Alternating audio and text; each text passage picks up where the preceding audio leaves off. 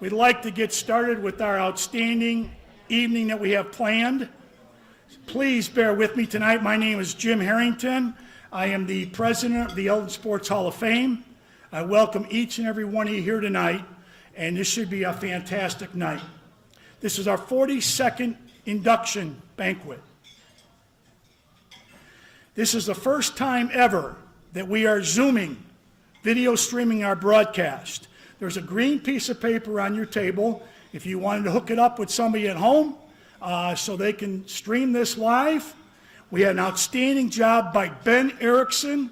He's in the back. Ben, please wave. He's the man behind the scenes that's put this whole thing together tonight so we could have it video streamed to everybody that's not here. Without further ado, I would like to introduce Ron Lang, who is our past president of the Eldon Sports Hall of Fame. Thank you.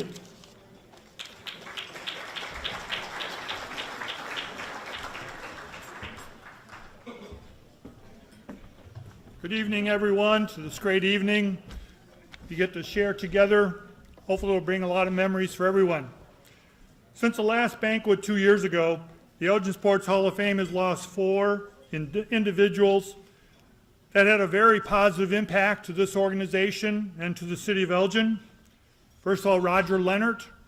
Roger Leonard served as president of the Elgin Sports Hall of Fame when this organization actually found the center of Elgin as its home. If it weren't for Roger's work, we may have never really settled here in this building. Roger was a board member for 30 years in this organization. Secondly, Wally Wetzel. Wally's one of our Hall of Fame inductees, inducted as an official and a friend of sports. I know that Wally touched many people's lives right here in this room. Thirdly, Dick Stevens, inductee for his Hall of Fame coaching career at Elgin High School and later Bartlett High School. Recently, Ray Haley, Hall of Fame inductee for his career as football coach and athletic director at Larkin High School. Ray was one of the founding members of this organization some 42 years ago. At this time, I'd like to ask we please bow our heads, take time to remember these outstanding individuals, and also give thanks for this wonderful evening that we are all blessed to share together.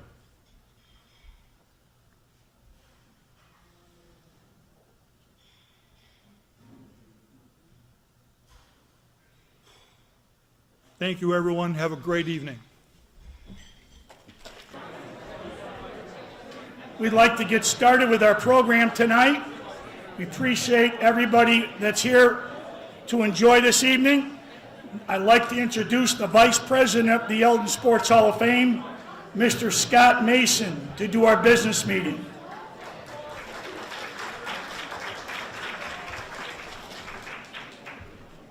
Thank you. If we get everybody's attention tonight for the board members here tonight. We have members who are on 3-year terms, and we have some individuals tonight we need to renew for 3 years. We have Frank Soleric, Ben Erickson, Steve Laird, Scott Mason, Kerry's son, and Mike Wall. And I'd like to have a motion on the floor to approve these individuals for a 3-more-year term on the board of directors. Motion by Mike, second in the back. All in favor, say aye. Aye. All opposed? That's good. Not a one. Thank you very much. I'll turn this back over to Jim.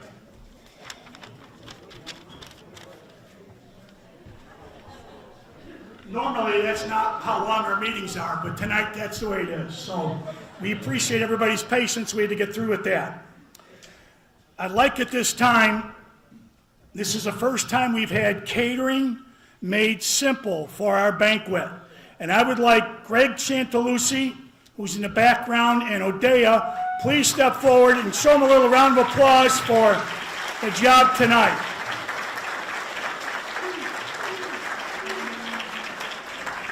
Greg, you don't have to give a speech tonight, but I will do something on his behalf. Greg asked if he could do something for our organization tonight. He donated 7 sheet cakes for our inductees and our Lifetime Achievement members. That was his gift to our organization tonight on behalf of the inductees and the Lifetime Achievement recipients. So, Greg, thank you so very much.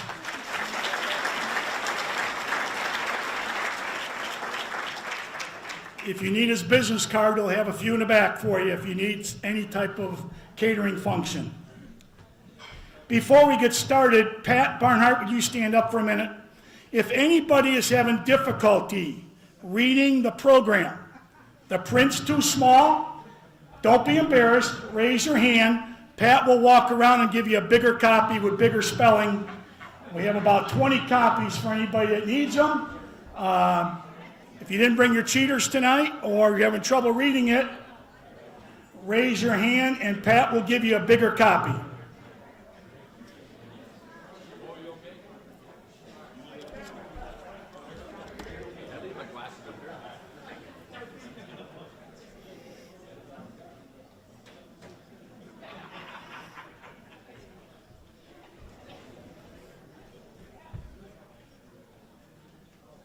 Anybody else?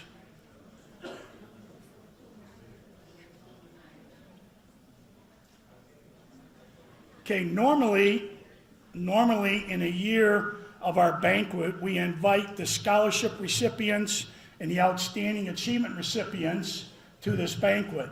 Because of our pandemic situation this year and 2 years of people receiving awards, we did not feel that we would have enough room for everybody this year, so the scholarship recipients and the outstanding achievement recipients are listed in the program, and we'd like to kind of go over that right now a little bit with you. First off, before we introduce the scholarship recipients, I would like to thank Craig Lamp and the entire scholarship committee for all of their hard work. The pictures that we are going to show you up on the wall, Ben Erickson has a display up on the wall. You're going to be able to see each of their pictures as we introduce them. This year, each of the 30 student athletes will be receiving a $1,700 scholarship from the Elgin Sports Hall of Fame, which is a total of $51,000.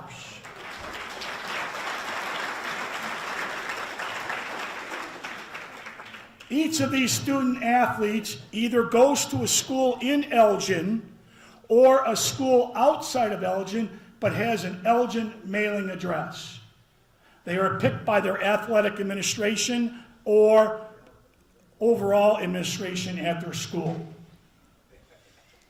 We're going to go through them now in school order, and we'll mention their names, and you'll be able to see their picture up on the wall. From Burlington Central High School, Mark Ganziano, Ilana Wells. Elgin Academy High School, Reese Zantz. Elgin High School, Natalie Gonzalez. Darian Jackson.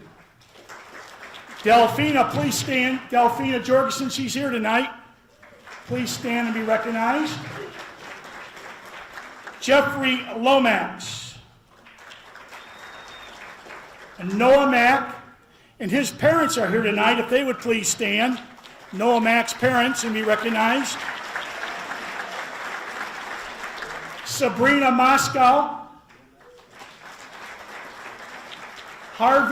Harvest Christian Academy High School, Hayden Colclaser,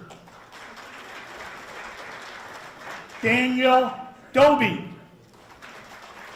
Matthew Olek, Alexandra Shepard, Larkin High School, Trace Bowley, Elizabeth Bowman, Kathy Garcia, Adam Malloy,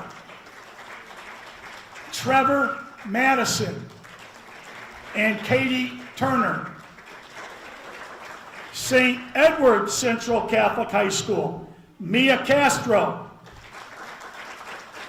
Arian Franco, Thomas McQueenie, Liam Pomeroy, Joe Sacco, Grace Vitek. South Elgin High School, Abigail Thornton, Westminster Christian High School, Elijah Hoon. Laura Martinez. Elgin Community College, Drew Kahn. Anayeli Perez. Though each of those 30 recipients will receive a $1,700 scholarship from our organization this year. Outstanding achievement. Before we get started with that, I would like to thank Ben Erickson. Please stand, Ben, he's in the back. And Dr. Nick Bumbalis, please stand, be recognized for all of your hard work and effort that you put in to get this off the ground this year. This was a difficult year with everything going on to try to find everything out. The city of Elgin has a rich and extensive tradition of athletic excellence. Each year, individuals and teams in youth, adult, and senior competitions add to this tradition. The board of directors has selected 70 individuals this year and 7 teams for recognition. Those being honored tonight with their achievements are listed in the program. Obviously, I am not going to read through every one of those to you tonight, but please go through your program sometime in the near future and take a look at the amazing accomplishments that people in this area did this past year. Thank you for that.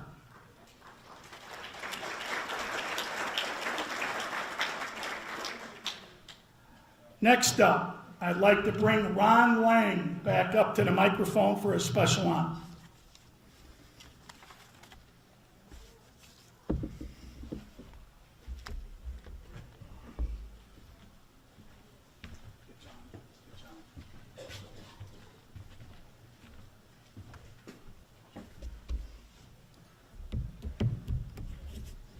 In the history of the Elgin Sports Hall of Fame Foundation, we have given out this following award. This will be the 4th time. So it's a very unique award. This award's given to a previous inductee, first of all, and this inductee has gone on to attain further success in athletics in a different manner in which they excelled previously. The 2021 Lifetime Achievement recipient, Corinne Grotenhuis, was inducted by the Elgin Sports Hall of Fame in 2016 as a weightlifter. Tonight, we are awarding her the prestigious Lifetime Achievement Award for her prominence in women's weightlifting, nationally and internationally. Corinne is considered to be one of the 18 women that has shaped women's weightlifting around the world. She's a Category 1 ranked referee, the highest international title, and she was selected to judge women's weightlifting at this summer's 2021 Olympic Games in Japan. At this time, I'd like to introduce Corinne Grotenhuis and Elgin's Honorable Mayor, David Captain, who has a special proclamation and presentation to make to Corinne. Mayor and Corinne, would you please come forward?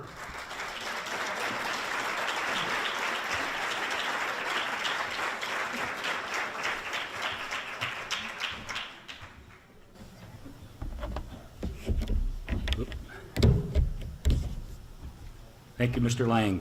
You know, this is a very special honor. Only 4 times for this organization, and this honor is only given away about 3 times a year in the entire city of Elgin. And it's very special for me to be able to do this for Corinne Grotenhuis. Whereas Corinne Grotenhuis, a 1983 Larkin High School graduate and a 2016 inductee of the Elgin Sports Hall of Fame, is being honored for her influence and importance in the sport of women's weightlifting. And whereas she is one of the 18 most influential women in the world who have shaped women's weightlifting and helped move it forward in Olympic competition, served as a judge for women's weightlifting in 2021 Olympic Games in Japan, continues to serve in numerous positions and on several committees for USA weightlifting. And whereas Corinne has served as a referee judge for women's weightlifting for 30 years and has earned the Category 1 ranking as a referee, the highest international title, She has officiated at Masters World Championships since 2011 and passed 4 World Championships.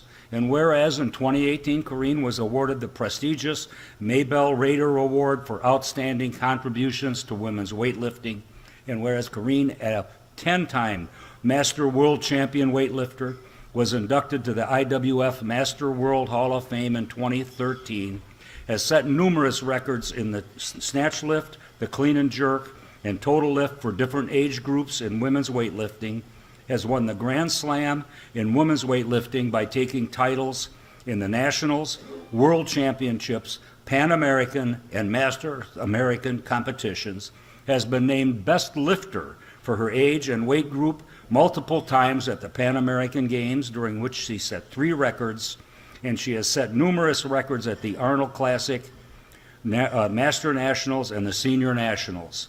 Now, therefore, I, David Captain, Mayor of the City of Elgin, Illinois, do hereby proclaim November 7th, 2021 as Corrine Grutenhaus Day in the City of Elgin in honor of her lifetime achievements in the sports of women's weightlifting. Congratulations.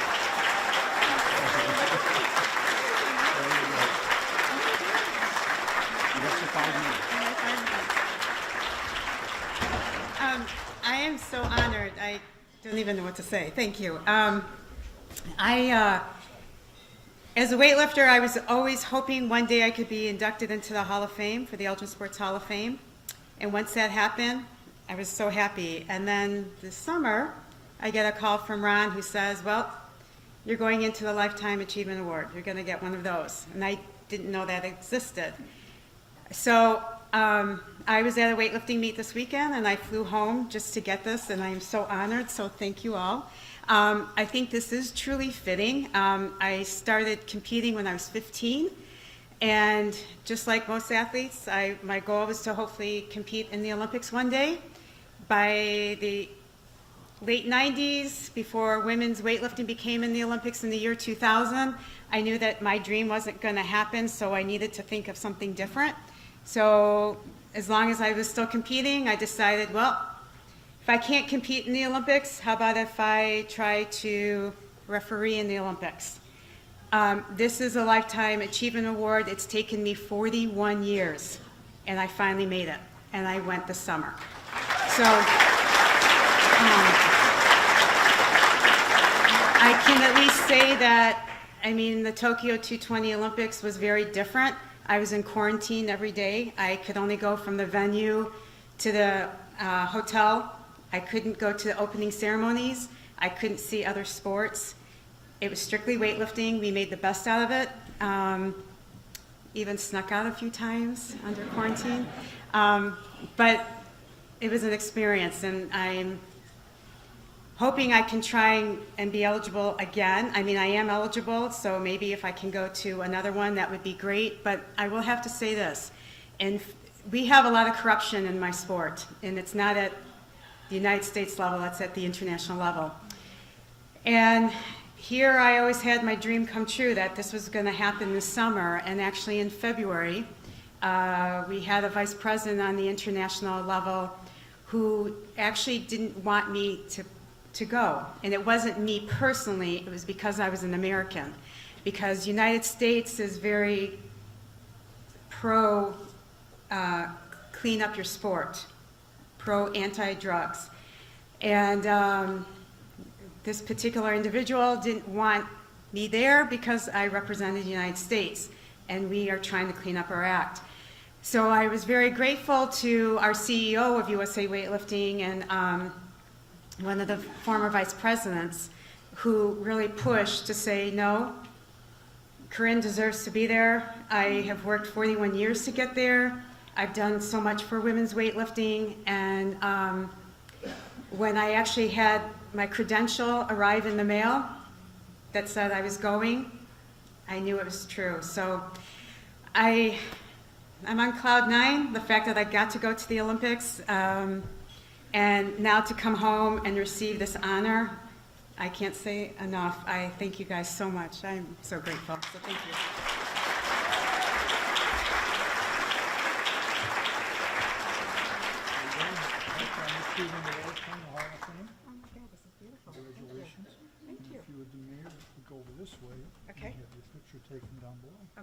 Sounds good. Congratulations. Thank you. Thank you, Mayor.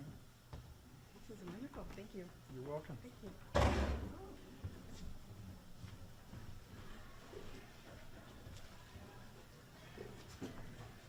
Could we have one more round of applause? Congratulations to Frank Roach and youth.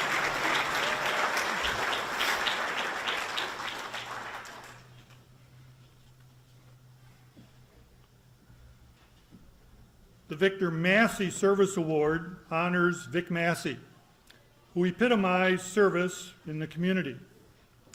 The Elgin Sports Hall of Fame Foundation emphasizes volunteerism in the area of athletics in the city of Elgin and/or its schools, or service to the Elgin Sports Hall of Fame Foundation when considering and selecting its recipients. The Board of Directors would like to recognize those past recipients of the Victor Massey Award who were in attendance. Please stand up when I call your name. Ken Barnhart, Darren Carter, Ron and Kathy Lang, Frank Soleric, and Dave St. John. These are past recipients of the Victor Massey Award.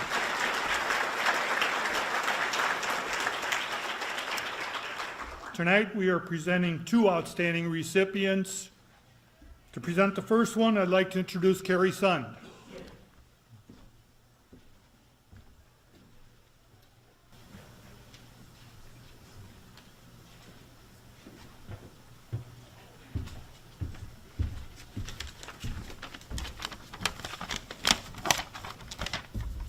Good evening. I've had the privilege to know this year's 2020 recipient, Mark Scharf, for the past 50 years. I also know that many of you out here that know Mark would love to be in my position right now and be able to tell some of those long tales and legendary situations Mark's been in. But I'm here to really talk about his recognition of Mark's service to the athletes in Elgin and athletes from around the state, as well as the community of Elgin. When you talk about Vic Massey Award, it's about working behind the scenes. And Mark started off at Larkin High School as a manager of both basketball and football. I believe that managers are probably one of the most important characters on a team and one of the most forgotten and unnoticed one. When you talk about Mark just didn't serve athletes, Mark went down to Southern Illinois University where he was an SIU trainer for both men and women's sports.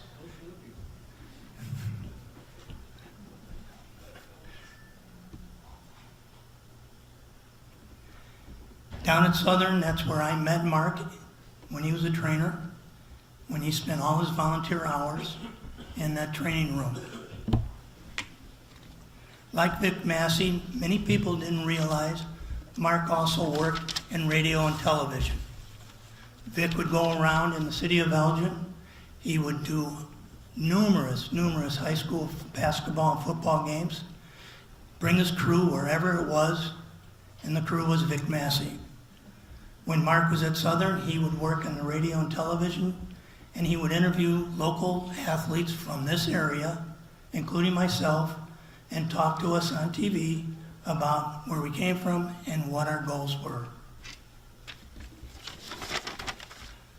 From there, Mark also, during the summer, worked for the St. Louis Cardinals baseball team. He would work with their minor league system in Florida, and they won a championship. When he came back to city of Elgin, he was hired or volunteered at St. Edward High School. He worked there for 6 years.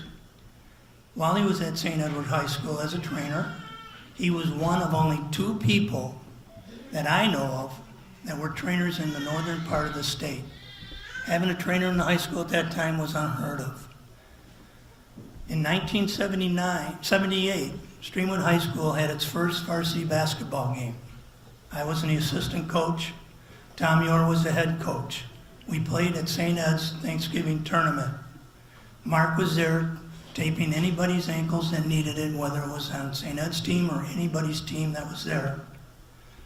Tom Yor looked at me and said, "Who is that guy, and why can't we have a trainer? And I want him." Well, I just smiled at Tom and said, "Okay."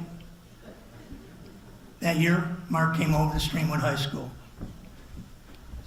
When I was the head varsity basketball coach at Streamwood High School, Mark was a scout for me. He kept the scorebook for every game and was an assistant coach. He would sit on the bench with me. He would tell me when, as an official, he would tell me what was right or wrong and argue with the officials. He would give me the words to say, and I would go and do the dirty work. Mark would sit there with a smile, arms wrapped around his shoulders, sitting there enjoying every minute of it as I got the technicals. After he left Streamwood High School, he went and worked for a childhood friend of his, Hall of Famer from Elgin, Lee Turk. And during the 9 years he was at Elgin High School, he again was a scout and an assistant coach. And as assistant coach, he was on the team in 1995-96 girls basketball team that took second place. It was a great accomplishment. What people don't realize is Mark also was a baseball scout for the Cincinnati Reds. He would travel and watch Illinois baseball. He would watch people like Jason Richardson. He would go and see other people in the whole northern area, as well as all the Elgin players, write up reports and send it to the Cincinnati Reds for possible drafts. He did that up until just a few years ago, and no one even knew that was happening. His tenure at the Hall of Fame is a whole nother story. He has served 17 years as a board member at the Hall of Fame. He's vice president in 2007 to 2009. He was president in 2010 to 2012. He also had many, many different committees that he's helped make events like this happen.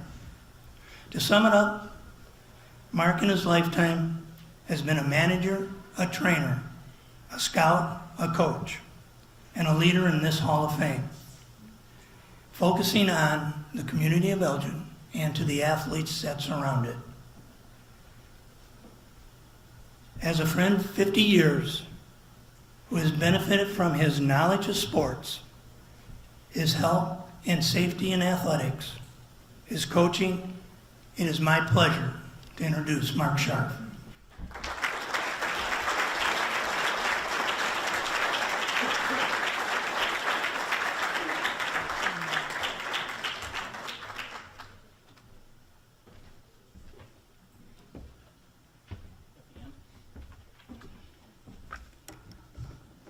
Thank you, Carrie. Very kind words, I appreciate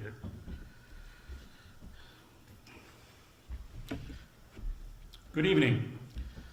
Firstly, I'd like to thank the Board of Directors of the Elgin Sports Hall of Fame for honoring me with this award.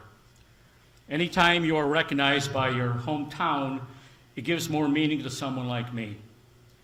Since this award is the Vic Massey Service Award, I'd like to reflect back on the person who was named after for a moment so we don't forget who he was.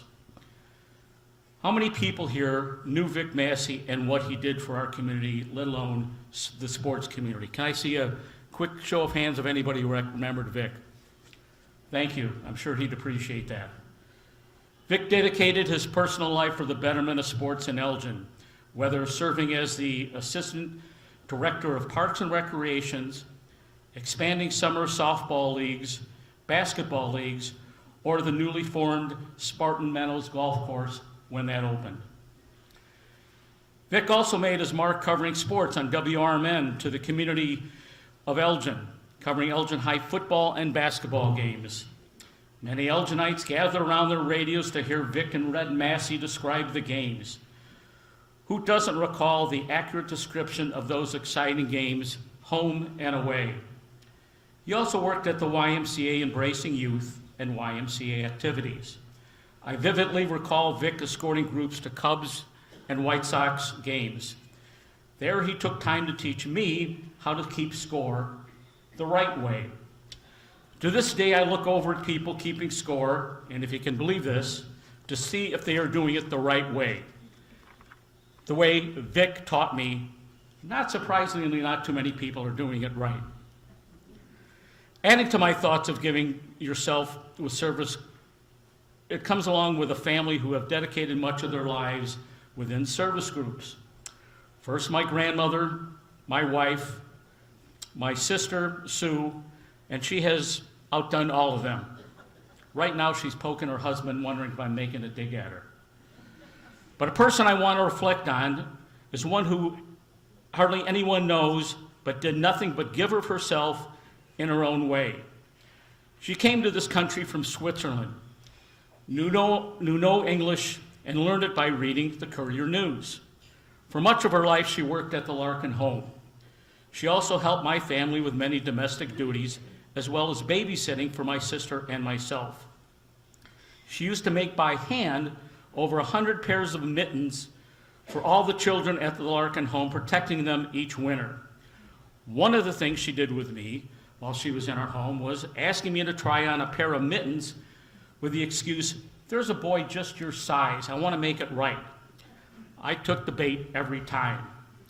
Sure enough, when Christmas came around, there was a small box she always gave to me, and every time I'd open it, and inside were a pair of mittens, along with 2 quarters, and she'd always say, "Mark, it isn't much, but it comes from the heart." It isn't much, but it comes from the heart, something I always remembered. My fortunate path to sports involved a lot of luck and coincidence. I never made a basket, never scored a touchdown, never got a hit, but I sure wanted to. Truth be told, I'm jealous of each and every one of you who were given the ability to accomplish that. To hear the roar of the crowd, for you it must have been an awesome feeling. I fell in love with sports by attending Elgin High basketball games.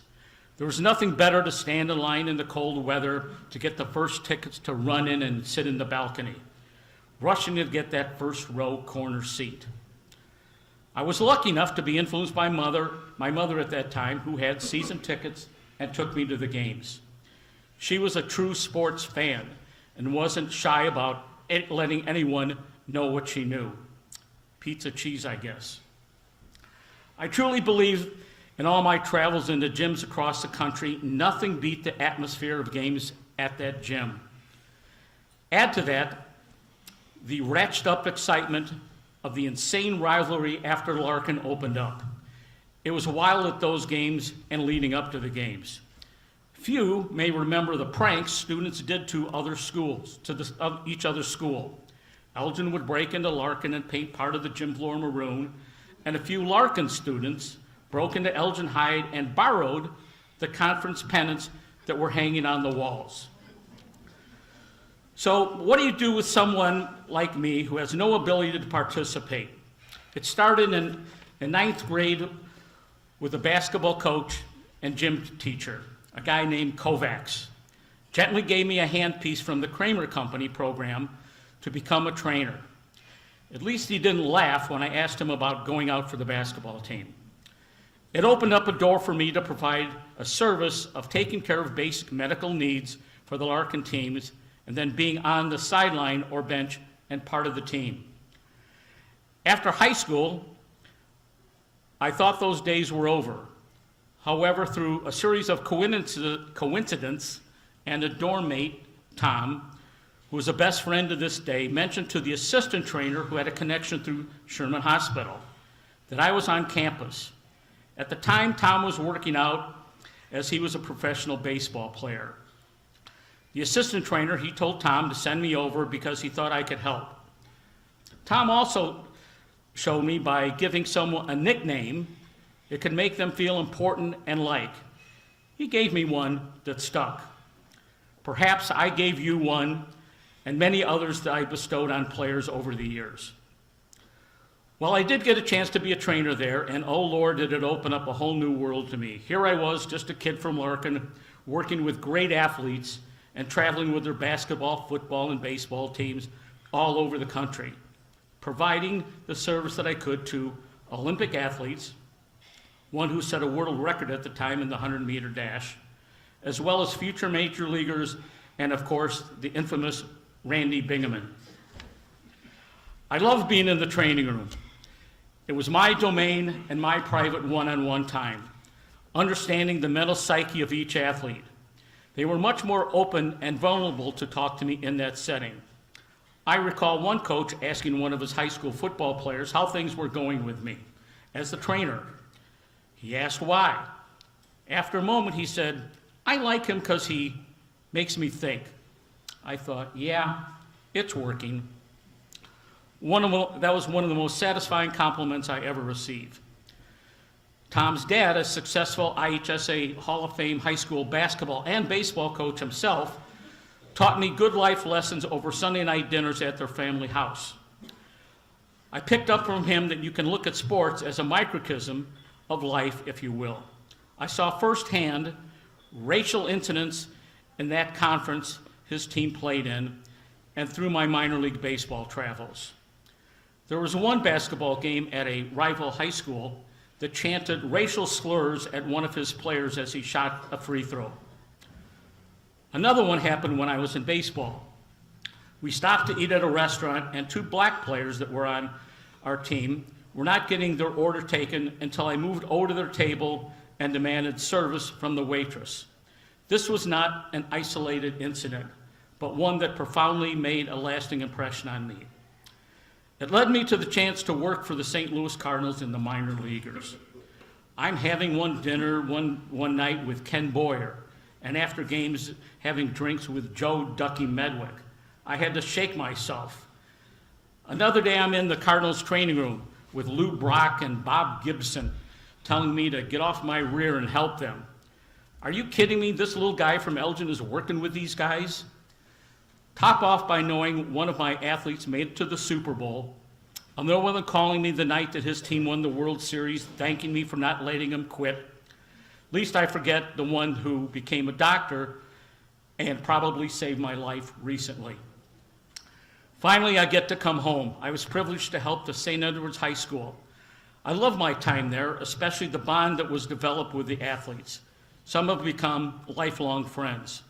They even wrote a song about me. That followed by me working at Streamwood High School and working with old college friends that coached, especially a guy who's been a true friend through thick and thin. Thanks, Kerry, for always having my back. As Streamwood was a brand new high school, they formed a dynamic, fun, and young staff. I don't want to single out individuals, but I would be remiss if I did not tell the gratitude I have to Tom Yor, Bill Du Bois, Dave Smiley, and most of all, Glenn Losey. A class act through and through.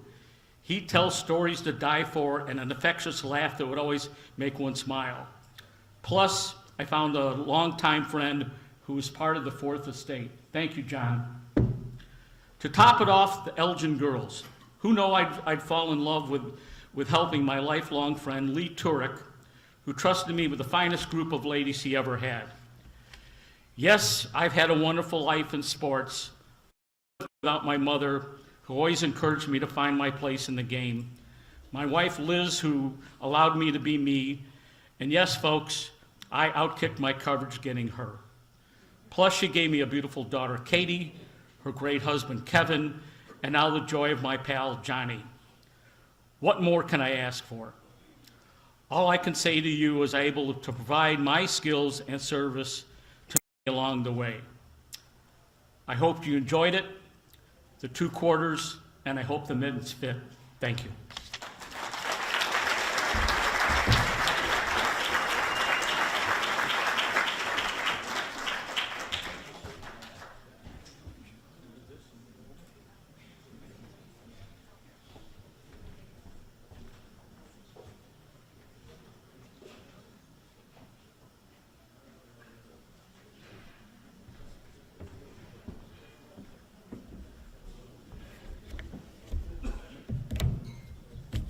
And to present our second Vic Massey recipient, this one for 2021, I'd like to introduce Frank Soleric.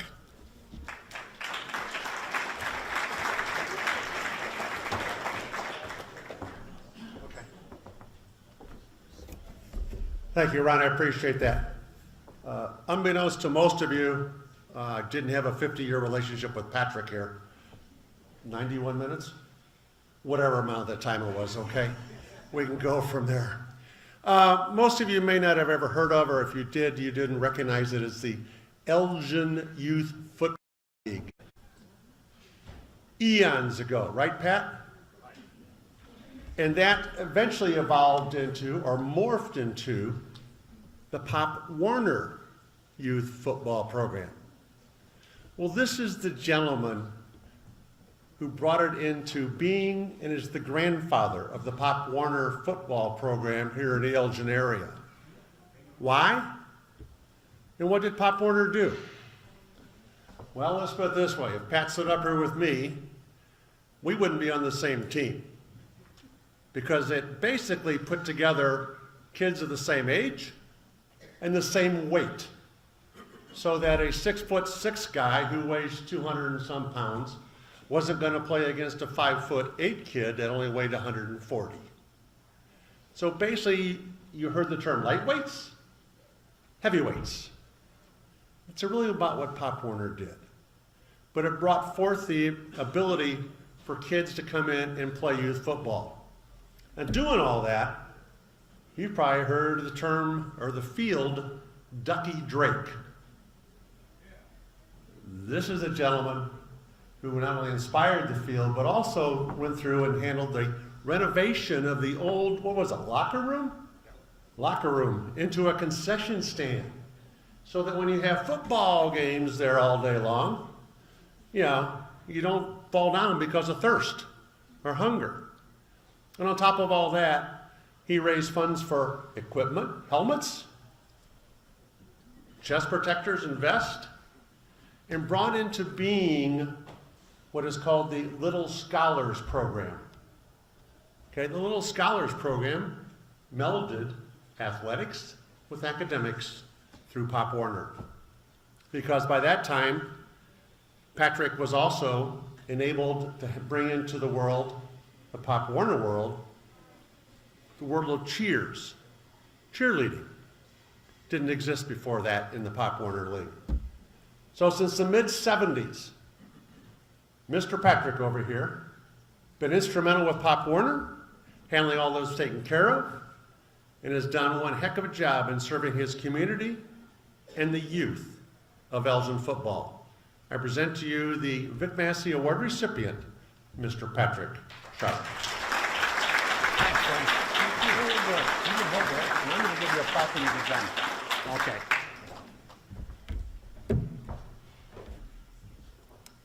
Thank you, Frank. There's so many people that I want to thank for this honor, and the Board of Directors from the Elgin Sports Hall of Fame. But there's a lot of other people that, when they talk about what I did, really, it was a lot of other people and some people from this group here. I got started in Elgin youth football by a guy named Mike Bailey, who happens to be the 2013 recipient of the Vic Massey Award. Mike was a police reporter for the Elgin Courier at the time. Talked to a friend of mine who was a policeman, Pat McNerney, and said, we need a couple of coaches for a team called the Packers over on the east side.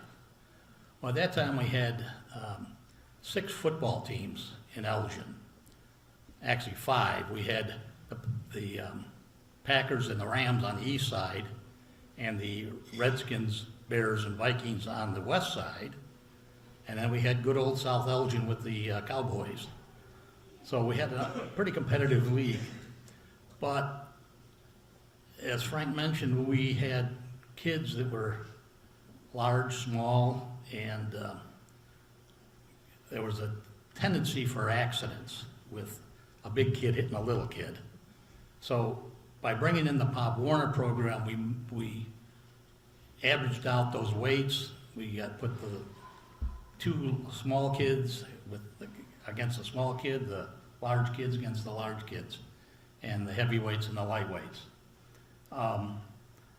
This was the first part of what Pop Warner was all about. Pop Warner is also has what they call the Little Scholars Program. And it was to bring academics and get the smartest cheerleader, the smartest football player, not necessarily the best, but to honor them also.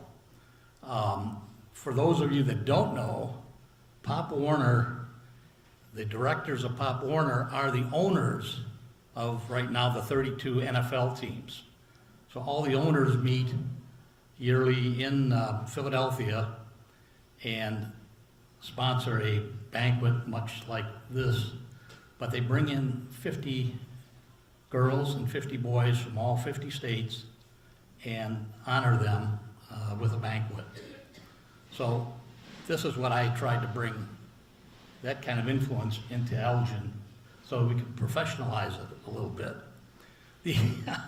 The story of the Ducky Drake Field gets a little more interesting. There was a guy named Bill Farley. Bill's a member of this group. I don't know if he's here tonight. But Bill was finance director of U46, and they owned the locker rooms down at Drake Field. So I had an idea that we needed a concession stand, not so much to feed everybody, but to make some money to buy equipment we needed. So I got Bill from U46 together with the mayor's office at that time, Dick Verbeek, Leo Nelson, and my good friend Marie Yearman, who was a council member. And we put together a program where they could transfer the building from U46 over to the city and Parks Department, and it cost us $1. So for $1, we made out pretty well. And then after that, thank you, city, the city of Elgin then put a new roof on the building for us. But there were people that helped out, and one of our main people that did all the work inside of the concession stand was a fellow named Tony Kazukowski. And Tony has two sons, Anton and Jimmy, who are also members of the Elgin Hall of Fame. And they came and kicked in and did a lot of work for the concession stand. So it wasn't myself, but there were a lot of people that I have to say thank you to that made all of this possible so that the future kids could have a program. So again, I want to thank everyone for honoring me. I was elected into the Semi-Pro Football Hall of Fame in 2005 for similar type things, volunteering. And I have to say thank you also to my lovely wife, Susan, who's here tonight, for allowing me all that time to volunteer, to do all these things, to get all this done for the city of Elgin. Thank you again.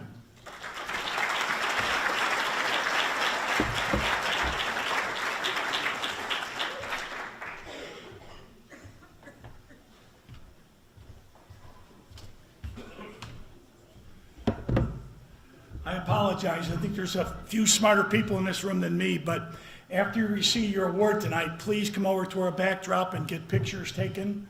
And then afterwards, the backdrop will be there for anybody who wants to take extra pictures. Next up, we'd like to get into our team recognition, and I'd like to bring the chairman of the Team Recognition Committee, Mr. Mark Scharf, up here to present our team recognition teams this year.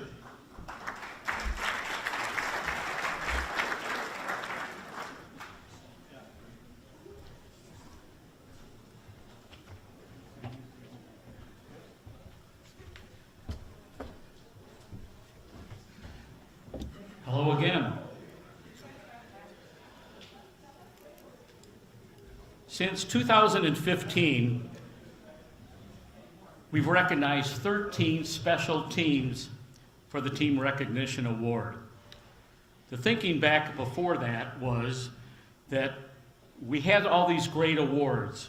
We had the Scholarship Award, Outstanding Achievement, the Inductees, but what we were missing was the Team Award. It was the hole in the donut. The thinking was, well, we got all these great inductees, but what about their teammates? What about the guy who threw the block so the guy could run for a touchdown? What about someone who passed the ball to his teammates so he could make a basket? It's equally important that we recognize the teams that made a lot of our inductees the outstanding athletes that we were. Tonight we recognize 3 more teams. We've got certificates we want to pass out. We're going to call your names. We'd like you to come up and receive these certificates when each school is recognized. The first team tonight is the 1983 St. Edward Boys Golf Team. They had a season record of 12 wins and 2 losses in Class 1A competition. They won the regional and sectional titles before advancing to the state playoffs, where the boys took second place in that Class 1A state tournament. The team was coached by Jim Perkins. Jim, will you come up with your team now? They are Mike Lehman, Chris Carlson, and John Sheehy.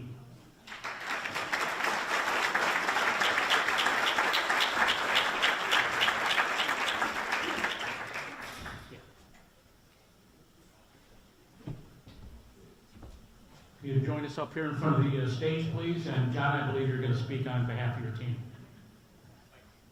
Oh, Mike is. I'm sorry, Mike Lehman. We kept drawing names out here. Okay. There you go, Mike. Thank you. First of all, I want to thank Jim Perkins. Obviously, back in the 80s, long time ago, had a bunch of great golf teams at St. Ed's, and we were all coached by Jim Perkins, and we just had a wonderful time. It was really about the journey, not about the individual.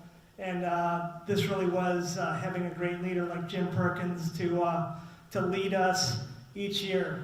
It was kind of fun that just a few minutes ago we tried to ask him who was the best player, and he wouldn't fess up, so we knew it wasn't us. But nonetheless, Jim was a leader there for many, many years. I would say, quite honestly, I don't know, was it a couple decades? I kind of lost track. Was it that long? We, all of us on our team, obviously, we had a competitive advantage. Our competitive advantage was Chris Carlson's dad, Terry Carlson, who's back over there in the corner. So Terry was the head professional at Elgin Country Club, and if any of us had a breakdown in our swings, well, we knew that Terry was there to serve us as well. So again, it was all about the journey, all of us playing together and enjoying each other's company along the way. To give you a brief on the team, we had 3 really smart guys. 2 of them are not here tonight, so I'm going to recognize them. So Mark Miller and Dave Tyerts. Dave Tyerts, a professor downtown Chicago. And let's see, and the other smart guy is down here, Mr. Sheehy. He can wave. So the rest of us really were just hard workers. So Chris was the young one in the group. He was the only junior. But we had a good time. Who am I missing? Who's the last guy? Oh, my buddy Matt Schweik. Matt Schweik, great guy, Bartlett guy. When I was an assistant pro, his dad used to go out and smoke cigars on the golf course. I had to kick him off. It was just wonderful. But nonetheless, a great experience and a great time at St. Ed's. So on behalf of the 83 boys golf team, it was all about the journey. Thanks for the recognition.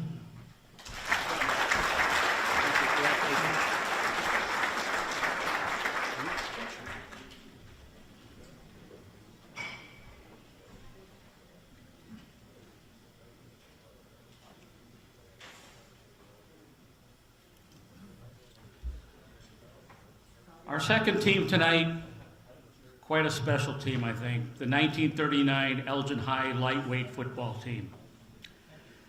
They were undefeated, unscored upon, of the Big Seven Conference lightweight division.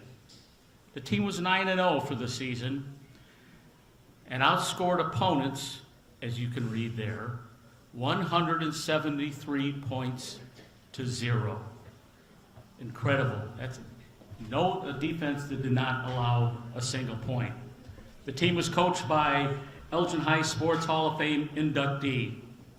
People here tonight, family members, to honor their loved ones, is Matt Clark, representing Robert Bob Snyder. If you'd all come up to the podium, please. Dina Vaughn and her son Kevin for Jack Snellgrove.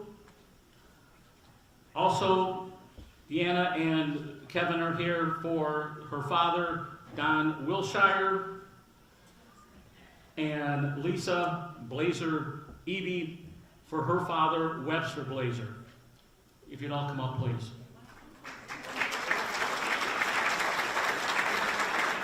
Matt Clark will be representing the team for remarks about their family and the team.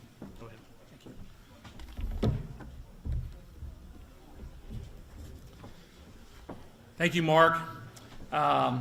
Thank you, Elgin Sports Hall of Fame and the Elgin community.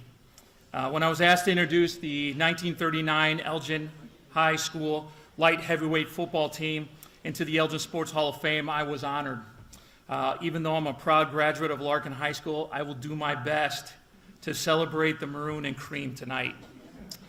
I remember as a boy my grandfather, Bob Snyder, telling me about his senior year of high school playing with his friends on that 1939 Elgin High School light heavyweight football team. He told me the team practiced all summer at Elgin High School Field, now Drake Field, without coaches but as players who loved the game and wanted to be with their friends. He told me how special this team was, and I want to share that with you tonight.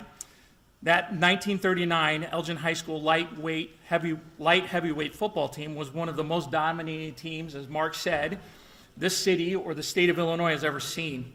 They went undefeated during that magical season, 9-0, winning the Big Seven Conference. And the most remarkable feat of this team is they never were scored upon.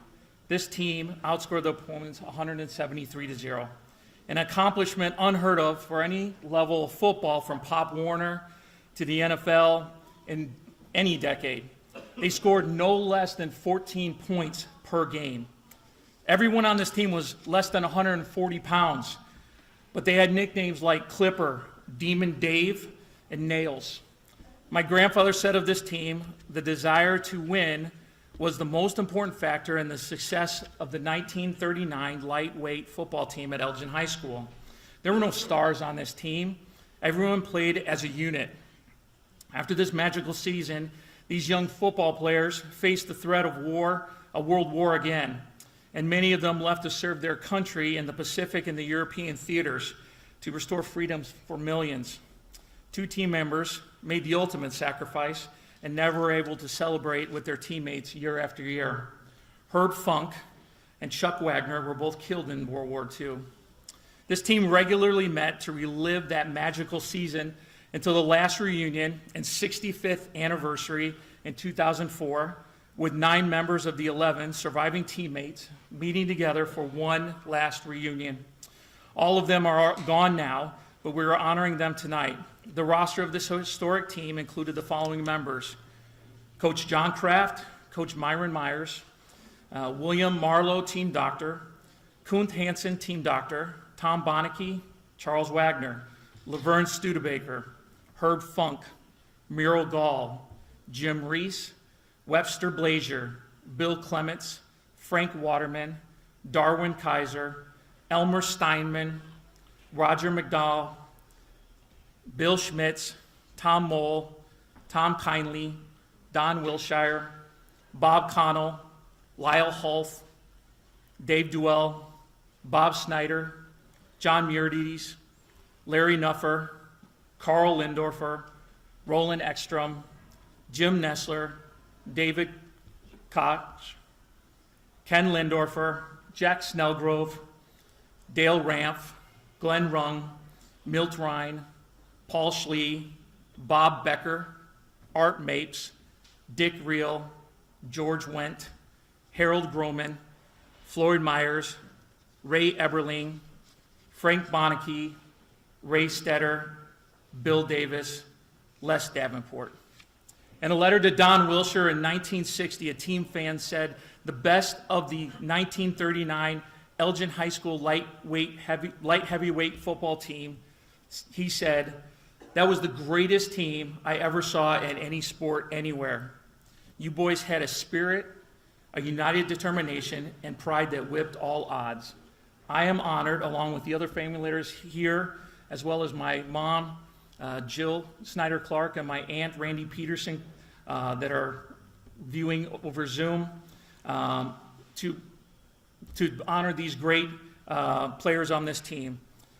We'd like to thank the Elgin Sports Hall of Fame for introducing and inducting this team among the best teams in Elgin. I am in awe of the team bonds throughout the year, and may we take a moment and think of the teammate, that teacher, that classmate that made an impact in our lives.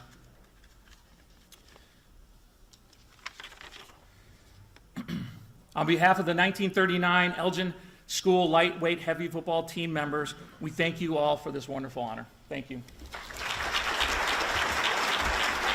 job. Thank you very much. Thank you. Have your step over here and get Thank you very much.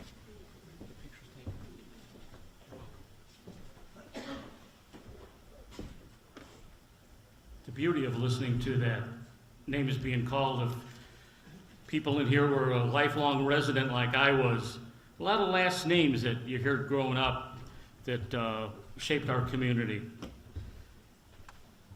The final team tonight that we're going to 1973 Elgin High Girls Bowling Team.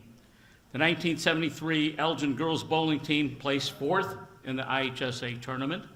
They were the first girls team from Elgin High to place in state competition. They had a record, they had 117 girls that participated in the state tournament. The Elgin girls team was one of 32 teams to advance to the finals in Peoria. We wish to recognize them tonight. These members who are currently with us are Karen Moose, Carrie Hassman, and Maureen Kapler. If you come up to the front, please.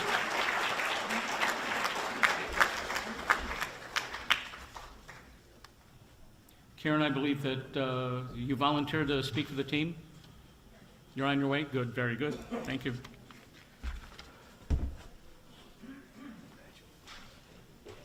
You're welcome. Don't slip. It's slippery up here. Okay. Hello. First of all, to correct Mark, we were third in the state, and we had 117 bowling teams, not 117 girls. I want to thank the Elgin Sports Hall of Fame for this incredible and quite unexpected honor that was presented to my teammates, Terry and Maureen, and I. Maureen and I were, I believe, co-captains. And what is written in this brochure about our team is so much more than I ever even knew. You know, that was at a time when girls weren't really recognized in sports. It was the first team in Elgin to ever participate in a sport, but yet alone to go on and win a trophy. I didn't really realize it at the time. It didn't feel that big of a deal because it was all about boys, all about boys. We had a fantastic basketball team. They were recognized, of course, we knew, but we didn't really ever get too much recognition.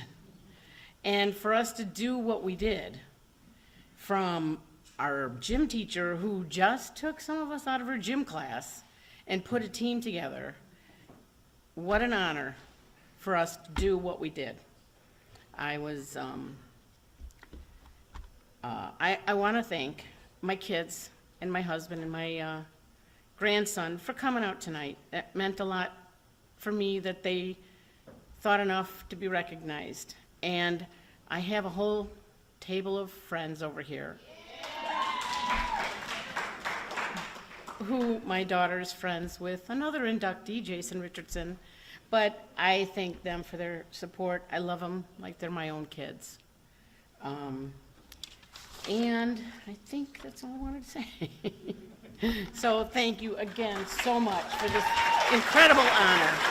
Thank you so much. Very good. Sorry about the mistake. Go ahead, the ladies, and get your picture taken. It's okay, it gave me something else to say. Good, I'm glad you did. Come on, girls.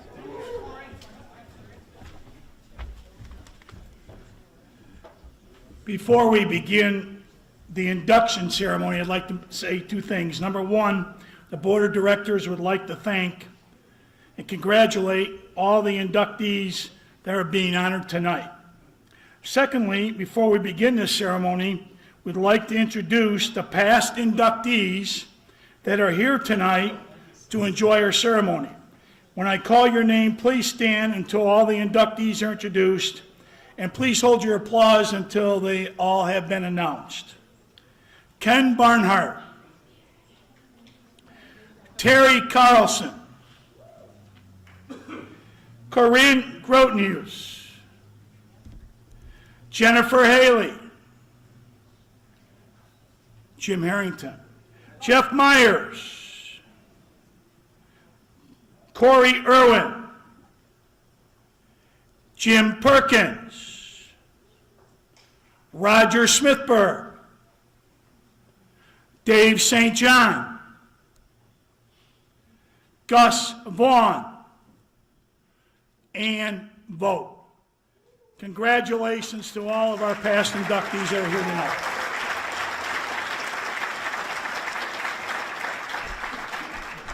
I will be announcing the presenters, and they will please come up and present their inductee.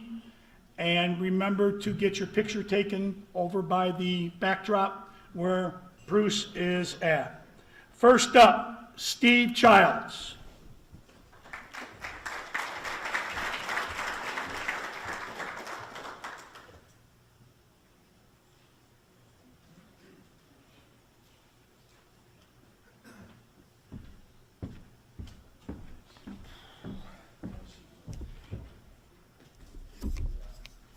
Good evening, everyone. Before I start, I'd like to congratulate the class of 73 EHS bowling team. I was a 73 grad too. Congratulations, ladies. My name is Steve Childs. I'm here to introduce John Charnesky for induction into the Elgin Sports Hall of Fame for his achievements in the sport of handball. For those of you who are unfamiliar with handball, this is a handball. You hit it against a wall with your hands. It's similar to racquetball, but much more challenging. The history of handball in Elgin is rich in tradition. Through nearly 100 years, Elgin has produced many outstanding handballers, but only a handful of truly great ones. John Charnesky is one of the great ones. To compete at the national level in anything requires determination, concentration, commitment, discipline, and great sacrifice. To win a national title is an athlete's dream. John not only competed at the national level, but he won 14 national handball titles, earning himself the rank of Grand Master from the United States Handball Association. John even went further, winning a world championship in 1999. After 35 years of friendship and lots of handball, there are many stories I could tell, but time is short and the night is long. So suffice it to say that I am very happy and honored to introduce John Charnesky for induction into the Elgin Sports Hall of Fame. Thank you.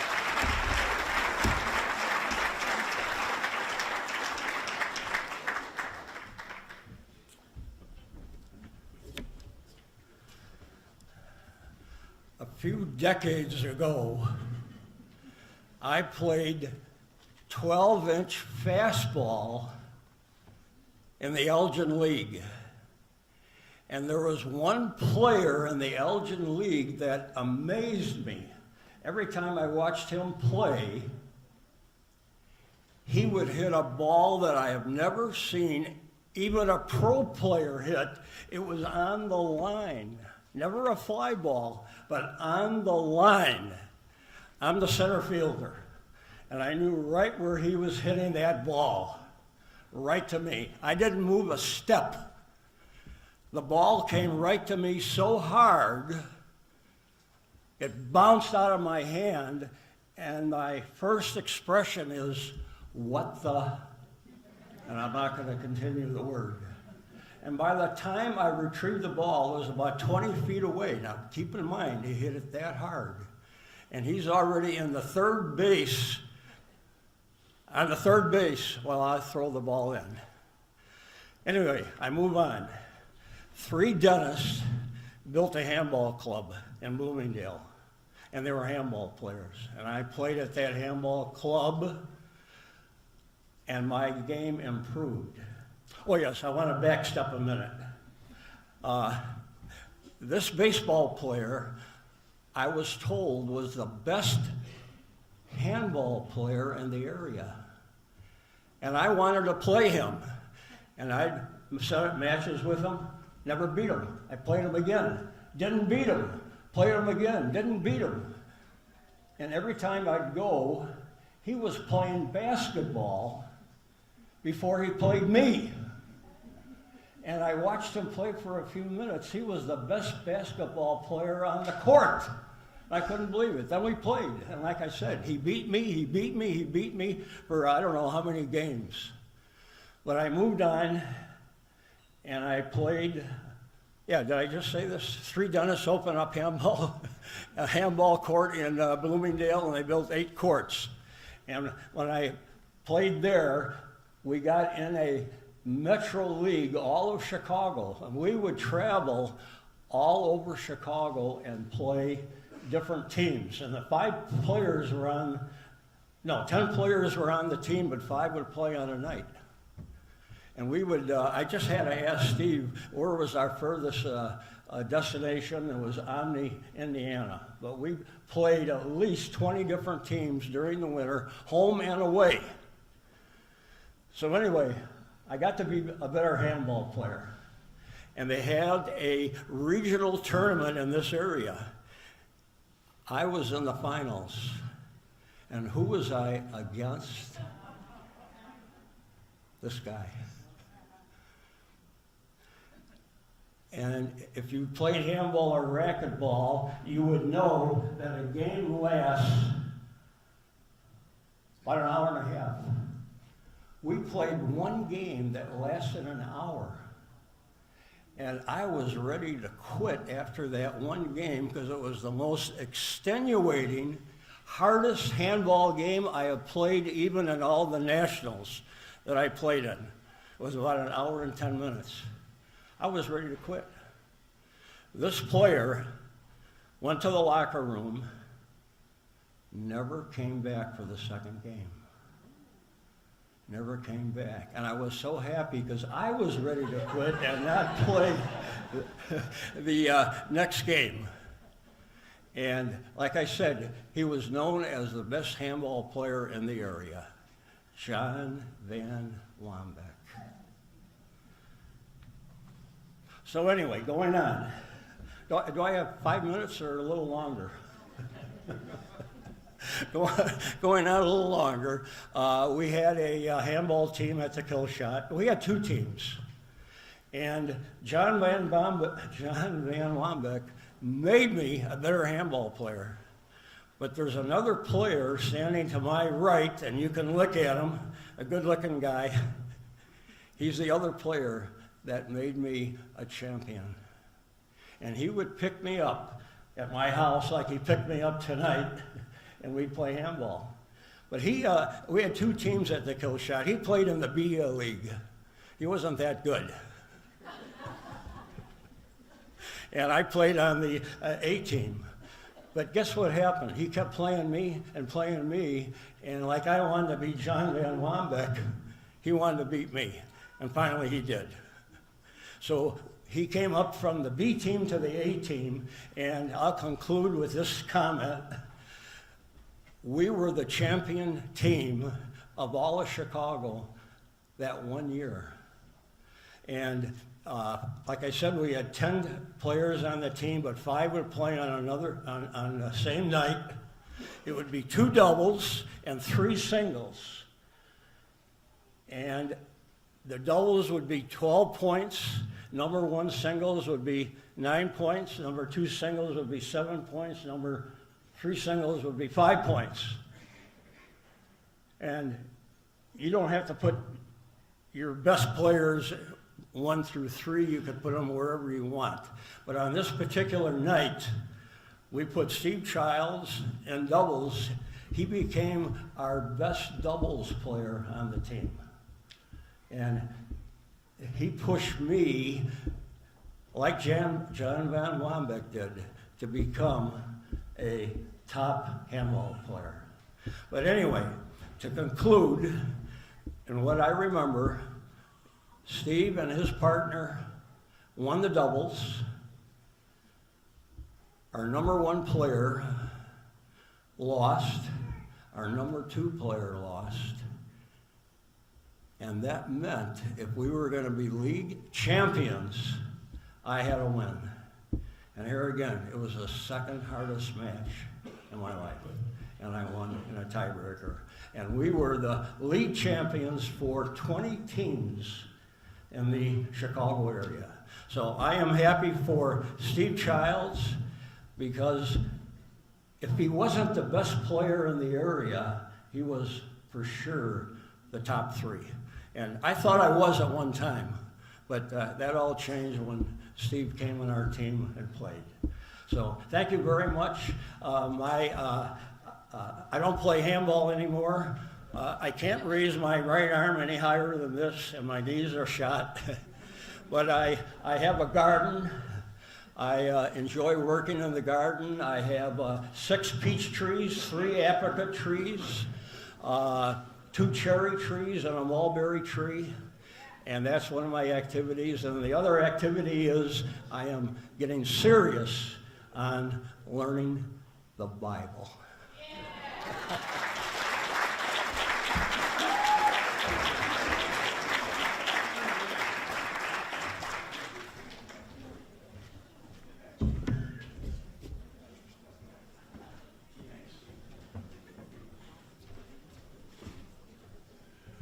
Next up, Jeff Howard.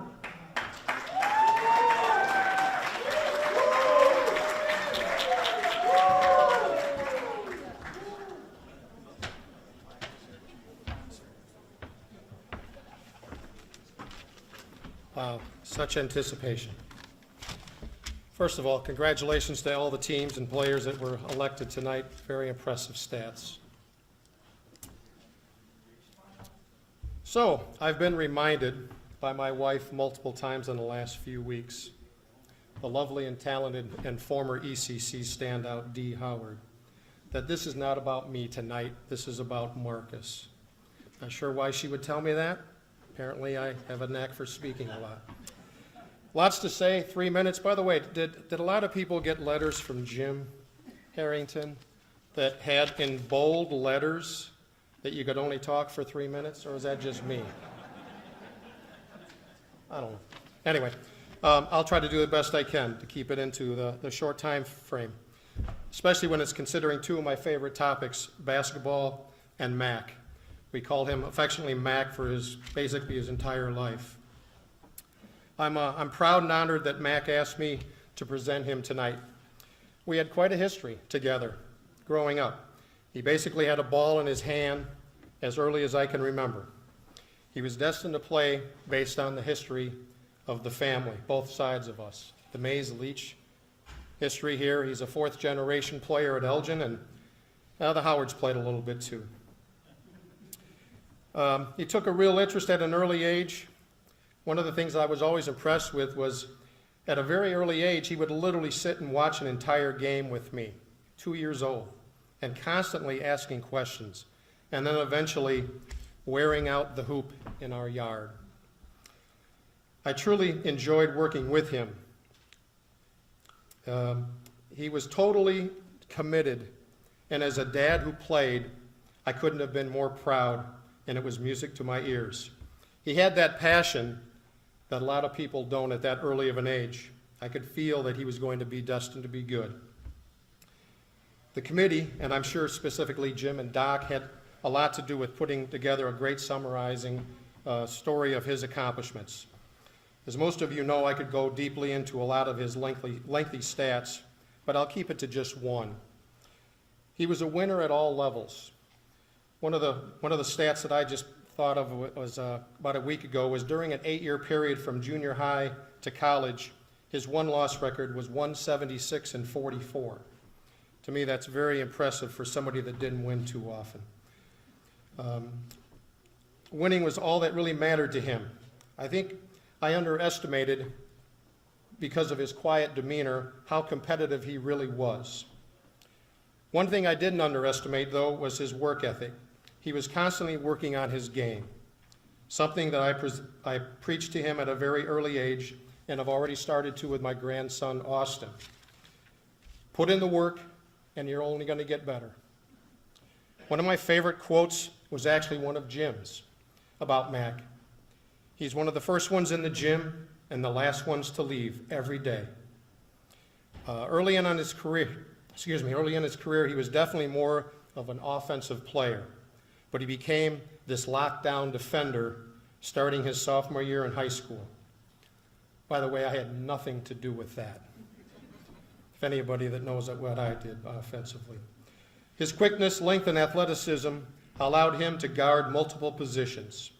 I could tell he accepted the challenges that his coaches believed he could fulfill. In my humble opinion, being an opponent, spectator, and coach at Elgin High in the last 3-4 decades, I feel he was one of the best two-way players to ever wear a maroon uniform. By the time he left Indiana State, his coach, the late, great Royce Waltman, called him the best defender he had ever coached, keeping in mind that Waltman was on Bobby Knight's staff for over a decade. He was also a student of the game, something that he took a lot of pride in, always asking questions, a coach on the floor. There's not too many of those type of players these days. One of them is sitting right here, and the other is the son of the president of this organization. We had countless talks about the game and game situations. I was always impressed that he wanted to be a complete player, but in a team concept. In closing, so many great athletes in this Hall of Fame with incredible stats, and I believe Mac is very deserving of this award. But if you asked his friends, if you asked my friends and his family, and certainly Dee and I, as good of a player as he was, he's an even better person. Marcus Hopper.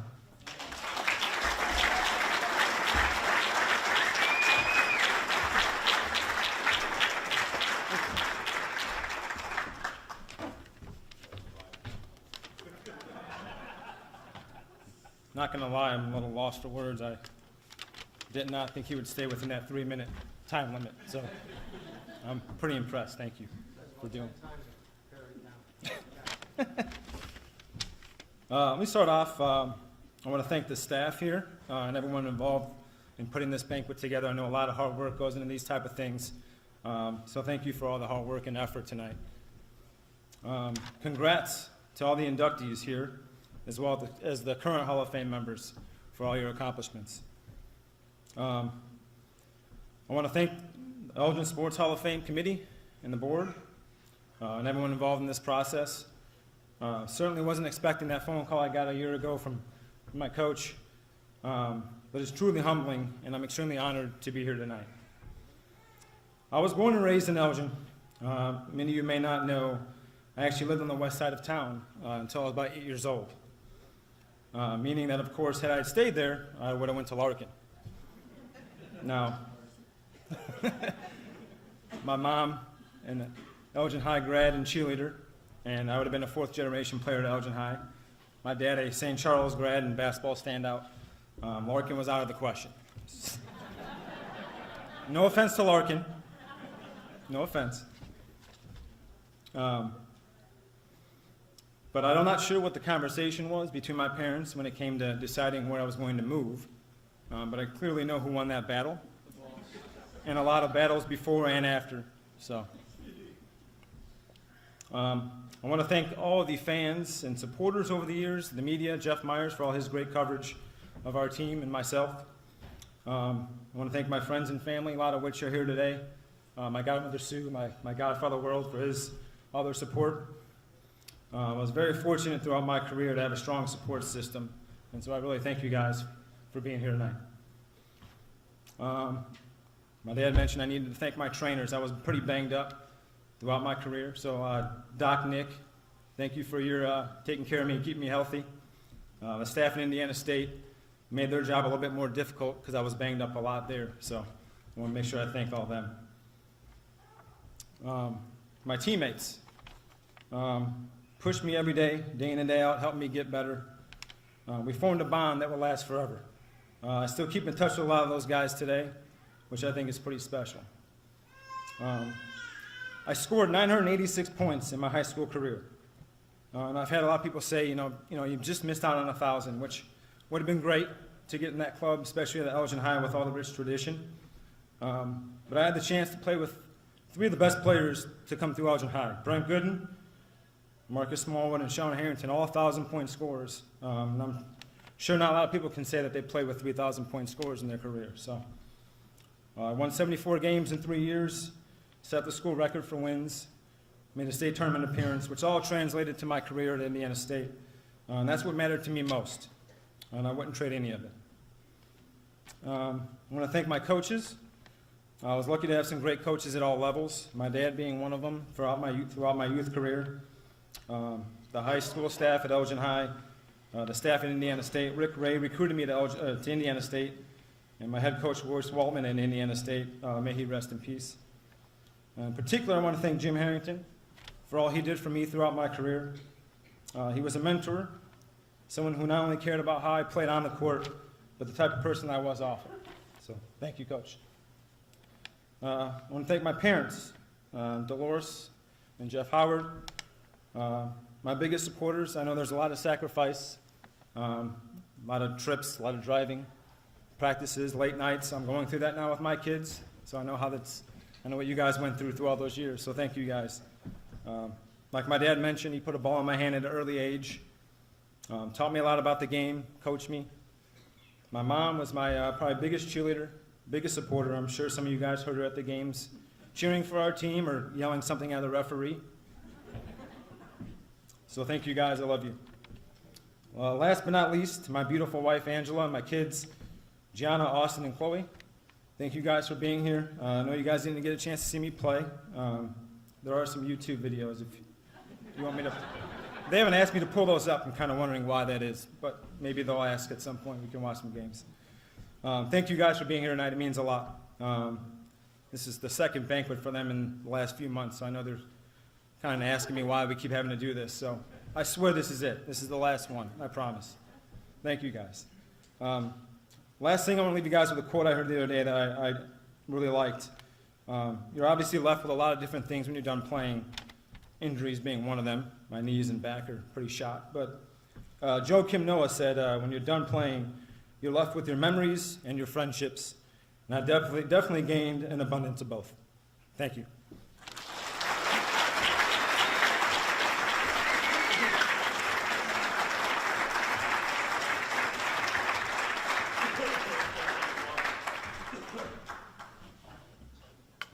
Marcus.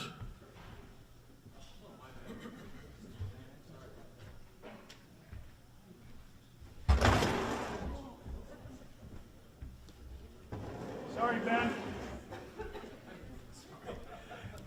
Next up, Carrie's son.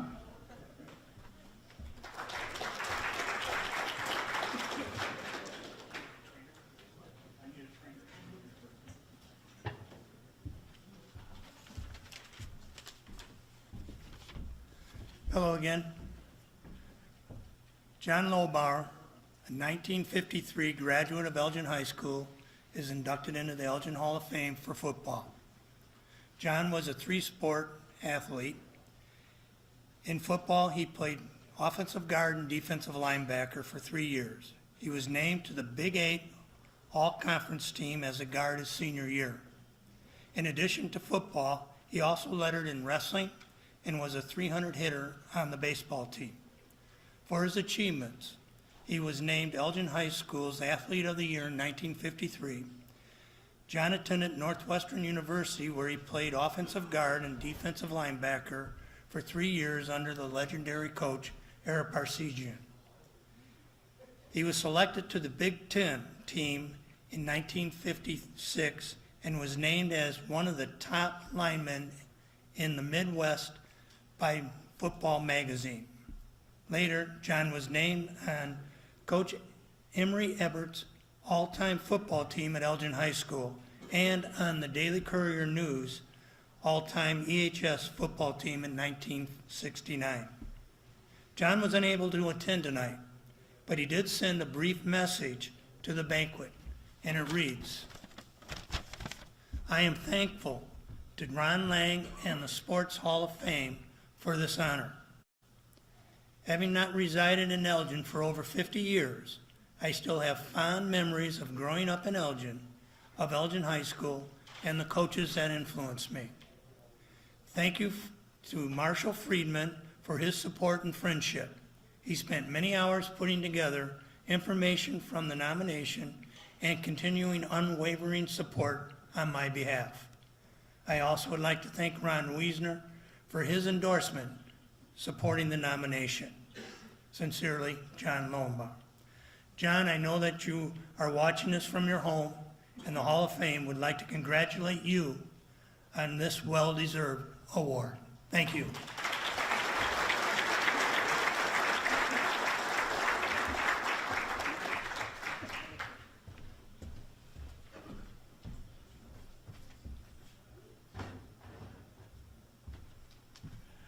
I might need a trainer, Mark, so let me, I have an opportunity to present somebody myself tonight. Marcus Smallwood, who's down in Florida right now, unable to be with us tonight. It's with great pleasure that I'm able to introduce and present Marcus Smallwood as an inductee into the Eldon Sports Hall of Fame. As Jeff talked about Marcus Howard, I also talk about Marcus Smallwood, one of the first people in the gym, one of the last people to leave. He started as a sophomore on the varsity on the team that won the most games in the history of the school, 30 wins that year. Each year he got better and better as an athlete and as a person. He started on the varsity as a sophomore, and senior year he became the Upstate 8 Player of the Year, voted on by the coaches. He had an outstanding career at Northern Illinois University, where he still is ranked in the top 20 all-time in the MAC conference in field goal percentage, total rebounds, and block shots. You can read all about his bio in the program. I'm not going to read that to you tonight. But after college, he went on and played 10 seasons professionally, mostly in Europe. The last thing I'd like to say about Marcus Smallwood, and I would repeat that with Marcus Howard also, that I was very blessed to be the head coach at Elgin High School. These two gentlemen, Marcus Smallwood and Marcus Howard, were two of the 5 best players that I ever coached at Elgin High School. But, as Marcus already mentioned, and his dad stole my thunder already, even though the two of them accomplished a lot on the basketball court, the thing that I am so proud of is they both are better young men than they were basketball players. And to me, that's what it's all about when you compete. Once again, congratulations, Marcus. I hope you're watching down in Florida. Congrats to both of them. And once again, welcome to the Eldon Sports Hall of Fame, Marcus Smallwood. Next up, Mark Sharp.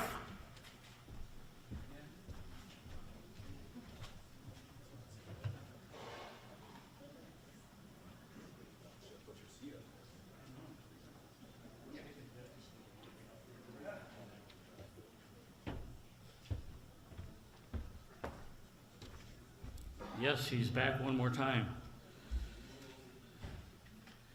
Rick Young. Rick Young was unique. Pitcher, Larkin High School. In his day, pre-Jug Guns day, he was a power pitcher with an overwhelming sharp breaking ball with late break and cross action. To the best of research, the first Larkin athlete to sign a professional contract. He was drafted by the California Angels in 1969 in the Major League Baseball amateur draft after completing a stellar high school career. As the MVP of the Larkin baseball team, he threw 2 no-hitters, struck out 141 in 88 innings, and gave up 28 hits. 28 hits in 88 innings, 141 strikeouts, and an ERA of 0.63. I've always appreciated the anecdotal stories I've heard from former teammates and opponents. I heard such words as awesome competitor, as good a hitter as a pitcher, excellent defense. He was an excellent defensive first baseman, great teammate, made you better as he had the mental approach that made you want to play better behind him. I was 1 year behind him in the Midwest League one summer, and I was curious what players on our team who faced him thought of him. One quotable comment came from our first baseman, Mark Hale, who said, "No human being can hit that curveball." Rick's success continued as he made the stair steps through the minors that prospects do. He stood out once again with stops at the Quad Cities, Shreveport, and Salt Lake City, where he made the AAA All-Star team. He was Major League ready. Some may recall that in 1973, he was one of 2 players that were set to join the Chicago Cubs as part of a trade that was going to send Ron Santo to the Angels. Santo had contractual rights to refuse the trade, which he optioned as he didn't want to move his family to the West Coast. At this point in Rick's career, he was set to join the Major League Angels at spring training. As fate would have it, he was asked to pitch winter ball in Puerto Rico. One rainy night, it was his turn to pitch, and unfortunately, he slipped on the mound and hurt his arm. Things would never be the same again. 2 months later, spring training rolled around, and he's expected to be there and pitch. As he put it, "I never refused the ball." In retrospect, it was probably the wrong decision on the organization's part not to give him more time to recover. As I mentioned earlier, things were never the same as he tried to rehab in the minors. After the '75 season, his career sadly concluded. Well, that is not the way these stories are supposed to end, but Rick and all of us should remember what he accomplished.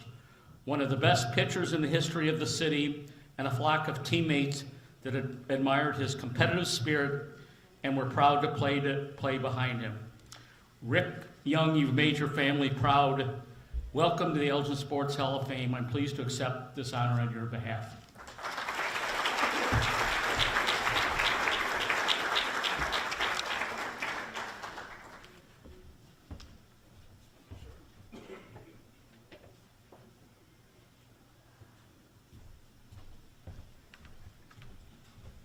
That concludes our 2020 inductees. Now we go to our 2021 inductees. First up, I would like Darren Carter to present.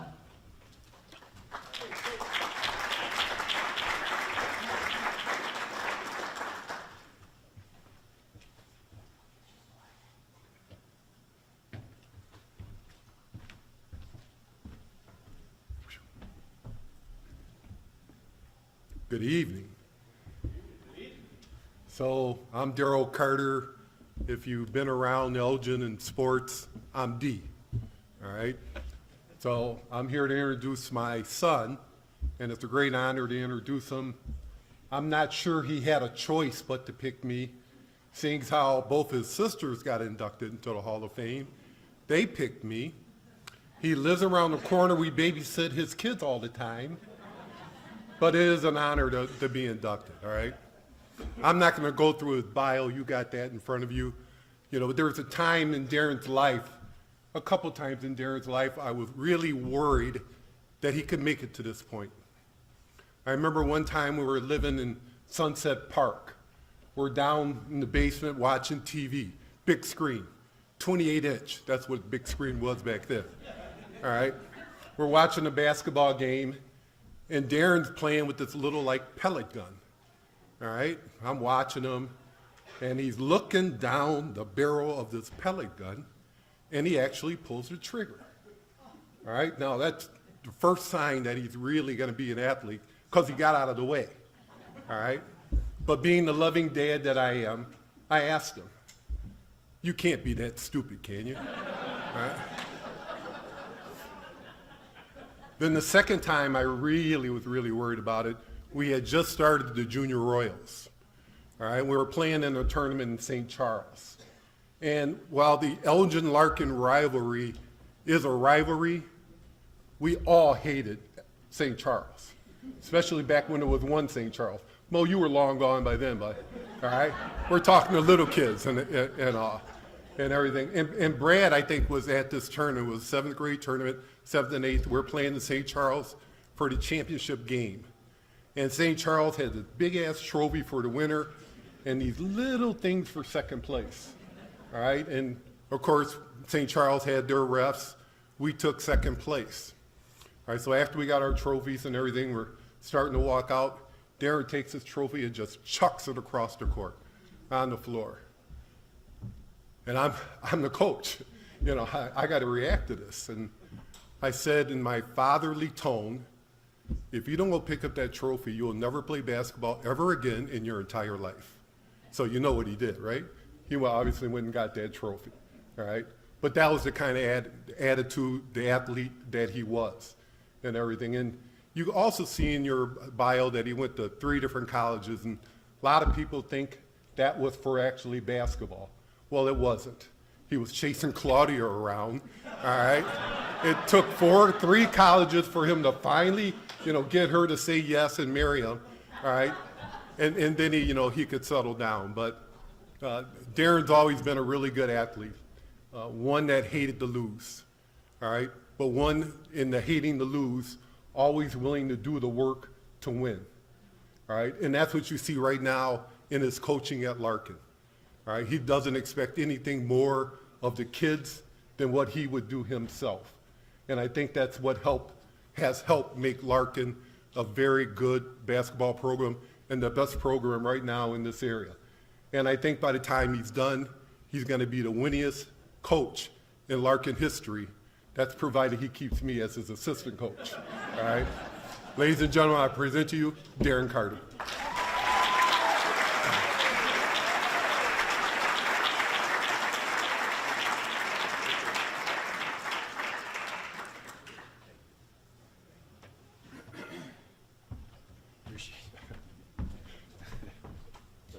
All right. A little bit of a revisionist history in that speech of his. One, I did not get out of the way of the pellet. It hit me in my eye. And he left out a couple choice words that he said to me as well. But there are some young kids here and watching. Forgive me as I pull up my speech, just to let everybody know I am what I say either the oldest new school person or the newest old school person. But I put my speech on a phone, all right? So that makes me feel a little younger, all right? It's an honor to be inducted with everybody here today. I can't state that enough. I never really thought I'd be here as a player. So I just want to thank the people who nominated me. I know who you are, and the people who voted for me. And quite honestly, to look at the bios of some of these other people who've been nominated and inducted and seeing it on the wall, I'm not quite sure I'm in your class, but I'm not giving the honor back, all right? So in preparation for this, I did what young people do. I Googled, right, how to give a Hall of Fame speech. And the first thing it says is, kind of explain why you're here, what you did to earn your way here and your accomplishments. And I don't really want to do that. I kind of want to explain how I helped other people get here. And I didn't make this about Elgin Larkin. Marcus did, right? So, to begin with, as was talked about in Marcus's induction, he was a great defender. Never would have happened if it wasn't for him as a sophomore locking me up as a senior, right? Also inducted today was Marcus Smallwood, right? Here I am dealing with both of these Marcuses, sophomores, I'm a senior. Marcus was a great rebounder. Again, never would have happened if it weren't for rebounding my bricks, right? To go on down the list of Elgin people who are Hall of Famers who I had to deal with in high school, Jim Harrington, 290 wins in Elgin. Would never have been at 290 if it weren't for the 6 that he kicked my butt when I was in Larkin. His son, obviously known as the best player in Elgin high school history, over 2,000 some odd points, hundreds of them against Larkin, right? However, he's got 600 assists according to the thing on the wall over there. None of those against us. None of those against us. He never had to pass the ball. But on a serious note, I do want to thank some people. That's the other thing Google told me. So it said, talk about your accomplishments and then thank some people, right? So I do want to thank some people who, some of which aren't here. If you're not, I'm not going to say your name other than my sister, Katie. I want to thank her. Speaking of another person I helped get inducted to the Hall of Fame, I'm running around bases of her when she played softball and stuff like that. But Katie, I just want to thank you. I'm not sure you're watching, but it's on YouTube, so you'll watch it tomorrow. For being a role model and a heck of an athlete that I just wanted to try to fill the shoes when you left the school. Thank my sister Corey for all the backyard basketball games, many of which I never won. And you can imagine, because of my dad's story, how I took those losses, right? Some of which were so bad that my parents had to suspend our games in the backyard. But thank you, Corey, for everything that you did. I want to thank my mom. I've been told a couple times in the last couple weeks, hey, you know, your whole family's inducted but your mom. And I can tell you this, if it weren't for my mom, none of our family would have been inducted, right? So,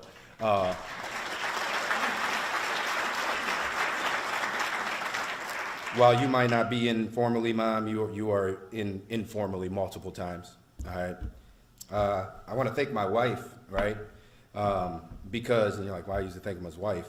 Well, first, because I'm going home with her, but second, because I met my wife when I was 12, right? So she's been by my side, behind my back, in front of me, being my cheerleader, being my coach, being my #1 supporter, but also my #1 critic as an athlete, right? There were plenty of times I didn't want to go to the gym. She was willing to go rebound. She was willing to go work me out. So I want to thank you for all that support, all right? I want to thank my teammates. I want to thank my coaches. Coach Brad Gavlick's here. He was a teammate of mine when I was a sophomore, and I was a scrawny little punk. And he was a senior, and I was the only sophomore playing on a team full of seniors. And he was one of the guys that kind of made me feel comfortable, right? Made me feel comfortable, so I really appreciate that. You know, it's ironic that I get this award here because the rec center, that symbolizes to me the tearing down of the YMCA, right? The YMCA. And the YMCA was where I really learned to love the game, learned to play the game, learned to compete in the game. And the YMCA is where I judged my game. That's where I judged my game. When I was young, I wanted to be good enough that at the end of the day on Saturday mornings that they would let me play when they needed a guy. Then as I got a little bit older, I wanted to be good enough for them to let me play normally. Got a little bit older, I wanted to be good enough that when my team lost, I would be picked right back up, right? So the YMCA is where I kind of saw my game, and then I finally realized that maybe I was starting to become a really good player when the people at the YMCA were worried about me being on a team with other good players, right? So without the YMCA, I know I wouldn't be here. So as weird as it sounds, I've thanked some of them individually. I just want to thank the people at the YMCA. If you've ever played against me, played with me, you helped me get to where I'm at. Last thing, you know, not to talk about any specific things, but basketball to me was a lot more than just on the court stuff. My daughter's here, my son's not here. You can all thank me for that. I love them to death, but we're all better off for it. And I hope my son and my daughter get from sports what I got from basketball, right? Whether it was a small Salvation Army gym where you couldn't shoot a shot so high that it hit the top of the ceiling, a small gym at Lincoln College when I was a freshman, or the beaches of Hawaii that I got to go to because I was playing at St. Louis University. It's not the games, it's not the stats, it's the life lessons that I've learned. I learned humility, I learned self-respect, I learned the ability to kind of criticize yourself and know that you got to grow. And as my kids get older and join sports and extracurriculars, I hope that's the same thing for them, right? So again, I'm a lifelong Elgin resident.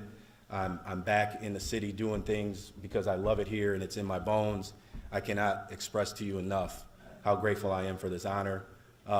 For a very long time, my daughter, who's now getting into basketball, we would come shoot and we would leave and she would say, "Daddy, why are you the only one in your family not on that wall?" Right? So, and I would tell her because I wasn't good enough, right? But maybe I'll get there as coaching. But so some people made some mistakes and made some decisions and they voted for me. Maybe they didn't know who they were voting for, but I'm up there now, honey, and you can't ask that anymore. Thank you guys very much.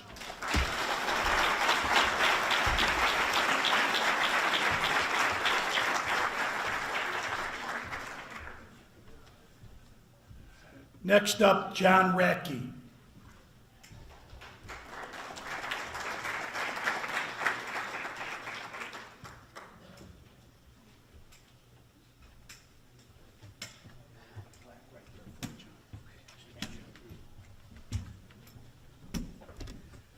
Thanks, Jim.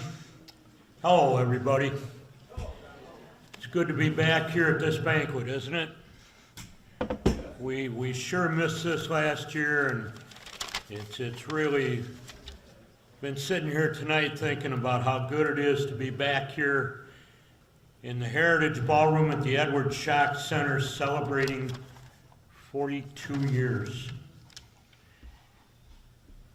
First of all, congratulations to all the inductees, the Outstanding Achievement Award winners, the Scholarship Award winners, the Vic Massey Award winners, Corinne, everybody who's been recognized tonight, congratulations.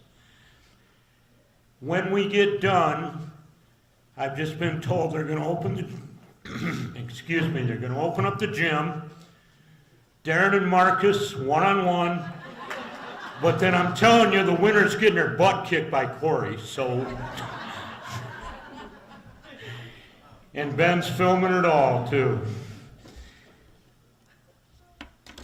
You know, the gentleman that I have the honor of introducing was the social media of the IHSA before there was social media. Back when I started at the Daily Herald full-time in 1997, we had one computer that could log on to the internet in our office. And if you've ever logged on to IHSA.org, if you've ever looked at any score on the IHSA website, it became possible because of Scott Johnson. Scott is a 1974 Elgin High grad who was a numbers junkie in high school, just like I was. I wasn't good enough to play much beyond freshman year of football, but I love numbers, I love stats. That's where Scott got his beginning. He went on to the University of Illinois,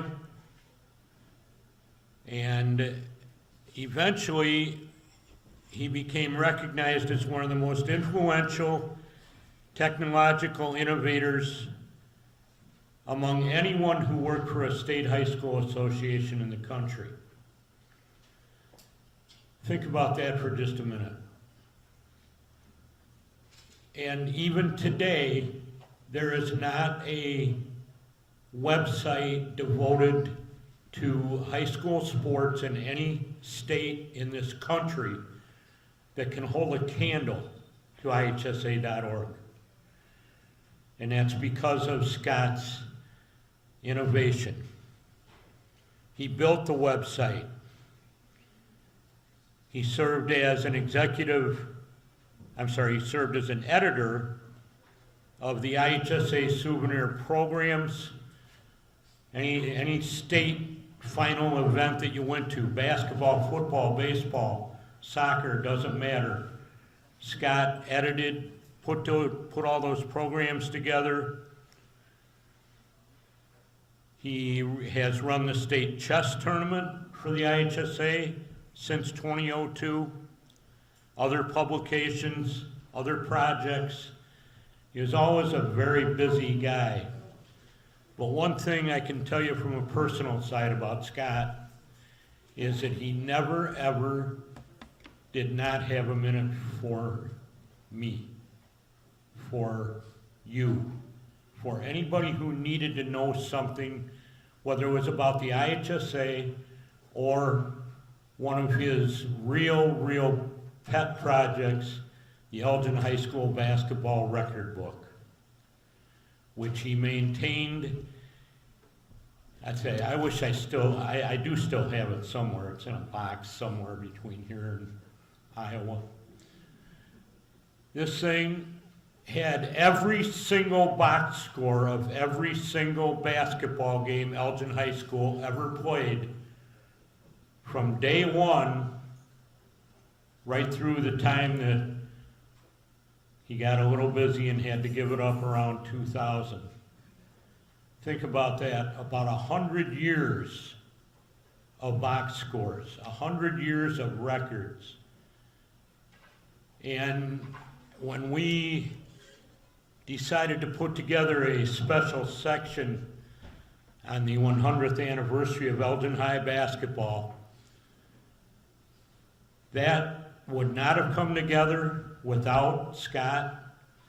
Scott wrote a couple articles for us for that, and that entire project was all about, it wasn't all about numbers. A lot of that project was about numbers. Those numbers came from Scott.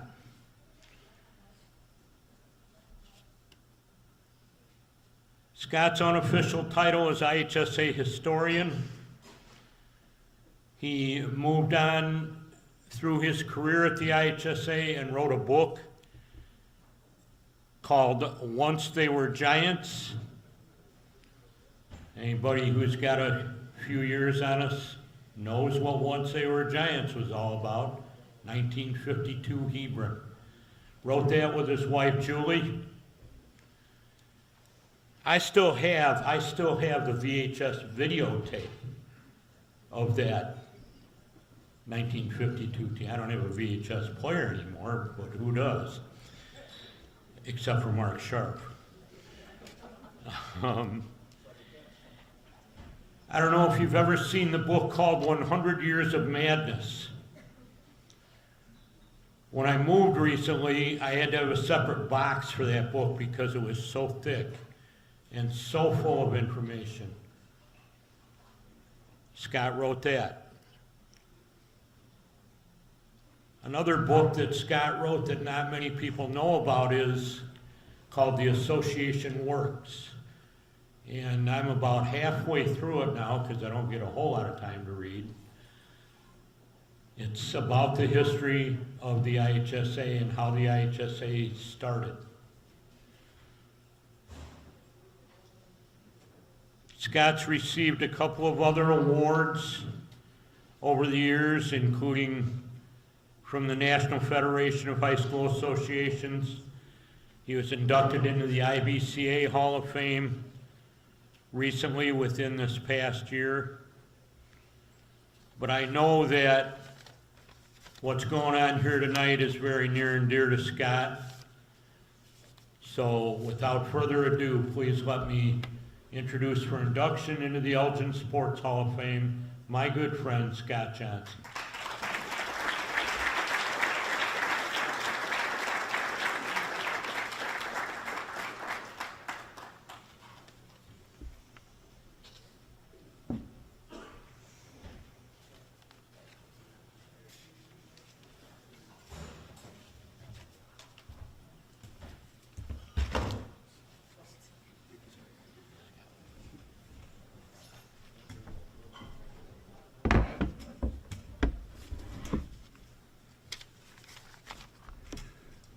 Thanks very much, John. Not only for that kind introduction, but also for being a great friend of mine during my career with the Illinois High School Association. And thanks too to the members of the Elgin High School, or Elgin Sports Hall of Fame for the honor you've given me here tonight.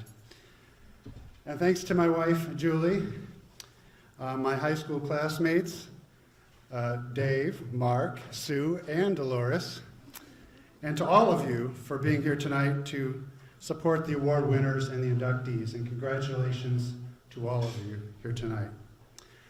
And hello to my mother and my family on the internet. I'm sorry you can't be here tonight, and I hope you've got everything on your browser tuned in correctly so you're able to see this. When I got the phone call from Jim Harrington, I was really floored. And then when I looked closely at the list of Hall of Fame inductees, almost 200 of them now, I was really awestruck. There's so many star athletes and successful coaches with plaques on the wall further down the hall. They're the ones I looked up to when I was growing up, or read about, or wrote about later in my career. But on that long list of inductees, there were two names that really jumped out at me. And I'd like to remember them tonight because they made a difference in my life, and their inclusion makes me proud to be a member of this Hall of Fame. So I want to give you a little bit about my Elgin heritage, and I'll take you back to when I was 9 years old. And my family had just moved to Elgin, and I had only one interest, and that was baseball. So when summer rolled around, I got my glove and tried out at the National Little League field way out on the edge of town. And my only experience was in the St. Charles T-Ball League. But lo and behold, I got drafted by the Tigers. And my coach was Jack Keeney. Many of you remember Jack, I'm sure.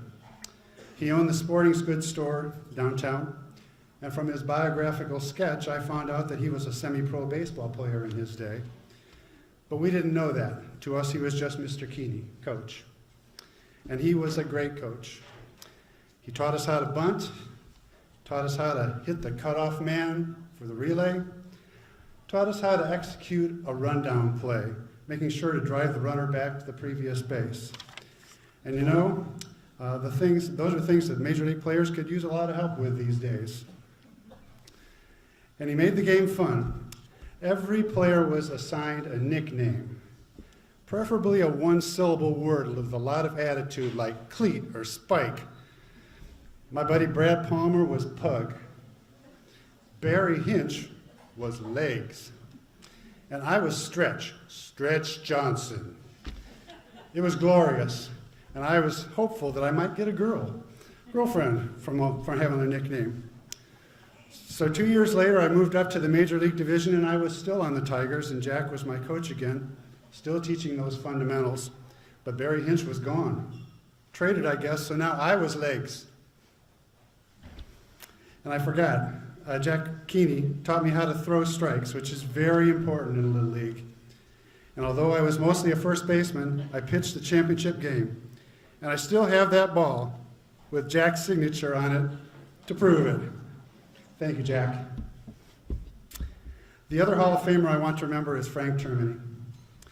Frank was the Elgin High School superfan who famously attended 1,161 consecutive boys varsity basketball games, home and away, over the course of 43 seasons. He loved basketball, and like Cal Ripken, he did what he had to do to keep his streak going. So I'm pretty sure Frank had to bribe a janitor or two, or crawl through an open window a couple of times when he couldn't get a ticket to a game. Frank worked with my father, and when I started attending high school basketball games in 7th grade, we used to sit with him in the stands. Me, Dad, Frank, and Frank's ever-present toothpick. Sometimes we would travel to out-of-town games together to exotic places like Woodstock, or Rockford, or Proviso West, and I learned to love basketball too. Frank liked to keep score at the games, and having been a draftsman, his handwriting was immaculate. He carried these homemade scorebooks that he made with cardboard covers, and I tried to emulate them later when I scored games myself. And later, when I was in college, I compiled that Elgin High School basketball record book using Frank's original scorebooks, the entire collection of them, as my starting point. And as with Jack Keeney, there was a lot more to Frank Termini than I knew at the time. For decades, he was involved with the EHS Booster Club, Pee Wee football, grade school basketball leagues, and the 2 little leagues on the west side of town. And for all the time that Jack and Frank spent on these things, I imagine they received little or no compensation. They did what they did because they loved the game and wanted to encourage the development of youth sports. So Jack Keeney and Frank Termini didn't make many headlines. Their work was mostly below the radar, but they made a lot of difference in my life and the lives of many others in this city. Thank you so much for honoring them in the Elgin High School, or in the Elgin Sports Hall of Fame, and thank you for making a place for me alongside them in my hometown.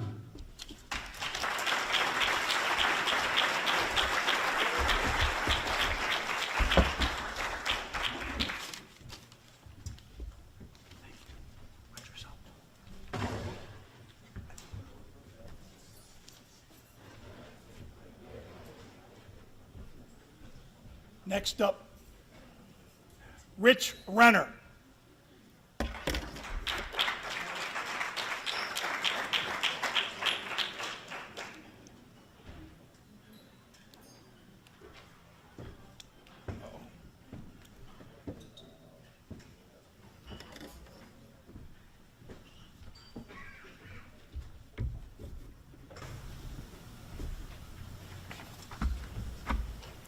Well, good evening. It is a wonderful pleasure to be able to introduce Lawrence Michael McNerney to the induction here at the Elgin Sports Hall of Fame, and particularly to accept that honor on behalf of Mike's 2 granddaughters, who regrettably cannot be with us here in person tonight. Now, when I look around the room, I'm struck by the fact that there's likely nobody here who knew personally Mr. McNerney, because after all, he passed away almost 80 years ago in 1942. But I can assure you that in his life, Mike McNerney, as he was known to his countless friends, established himself not only as one of Elgin's finest athletes, but one of Elgin's finest residents. And I hope tonight to be able to show you why his life is so important to why we are here this evening.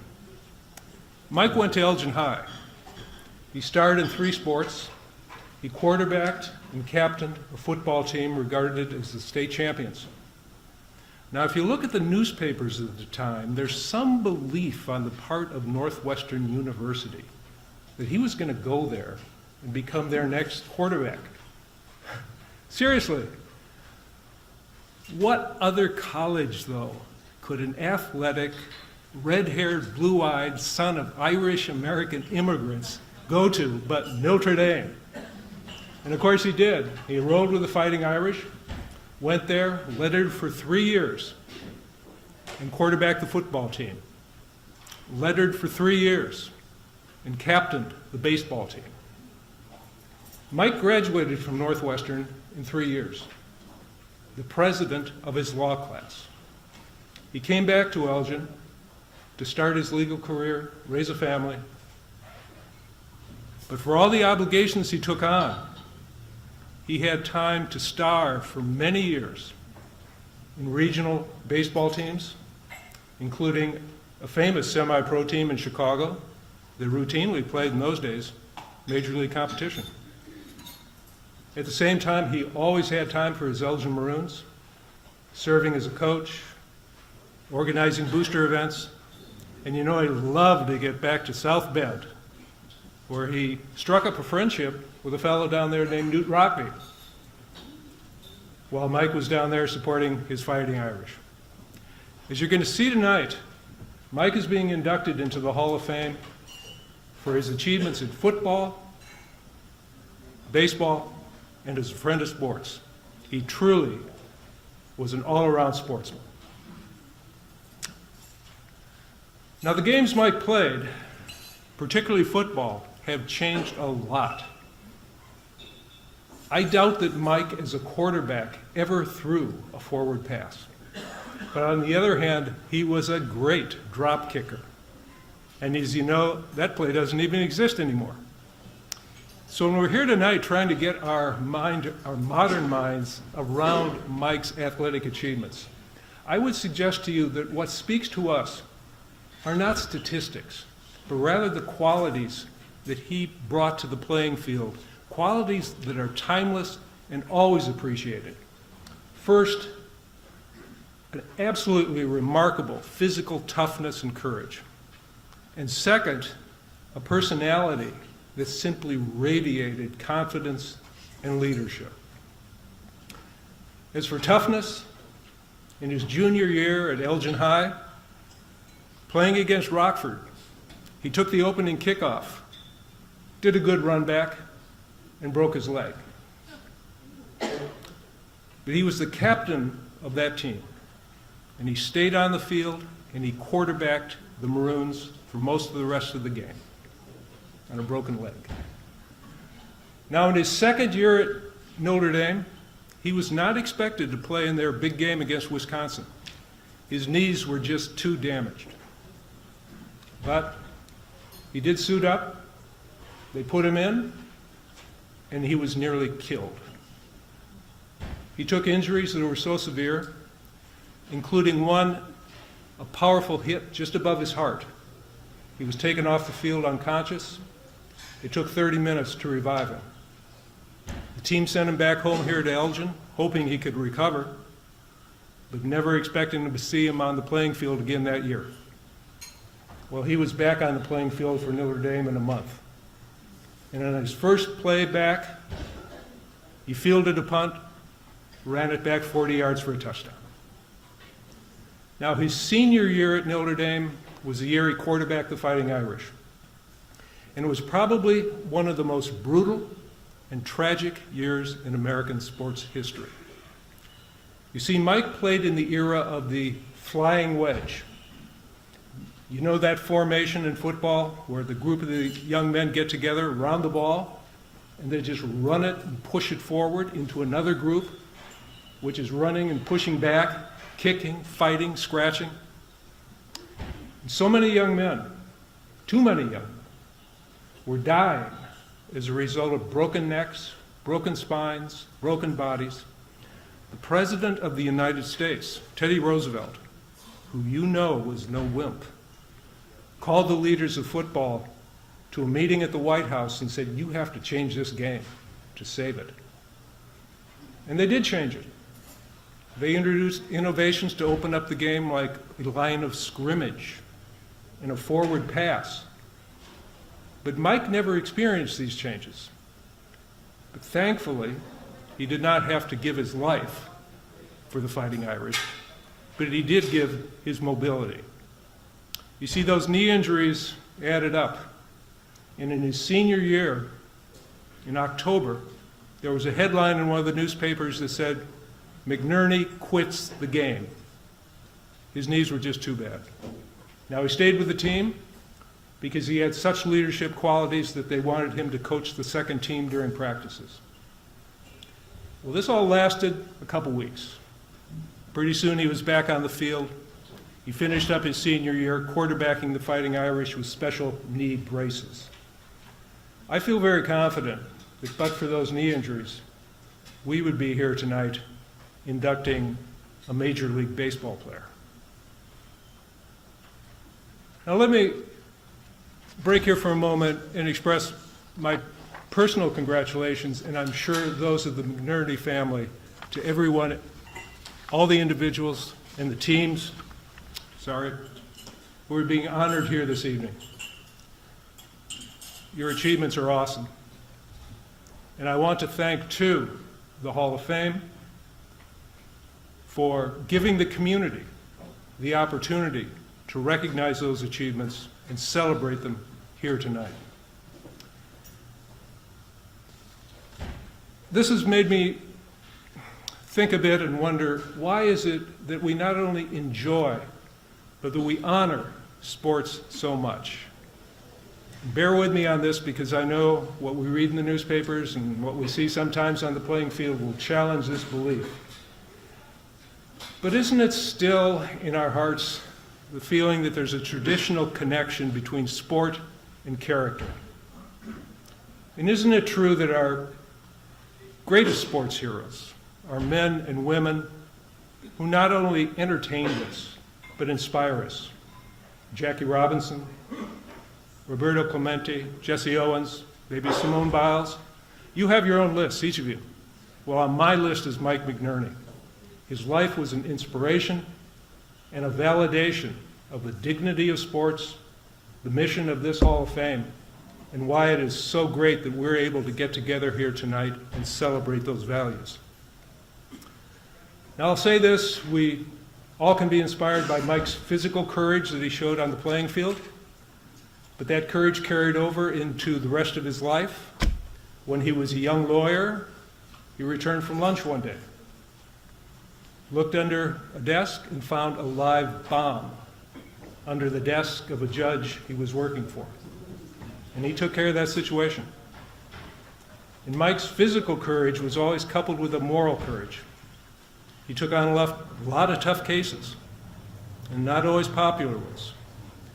And in the 1920s, when the Ku Klux Klan here in Elgin, yes, we did have one, burned a cross on the front yard of a Catholic priest here in town. And that priest called up the Elgin police asking for help. And the police said, "You're on your own, brother." Mike Mcnerney stood up publicly against the Klan and said, "This has got to stop."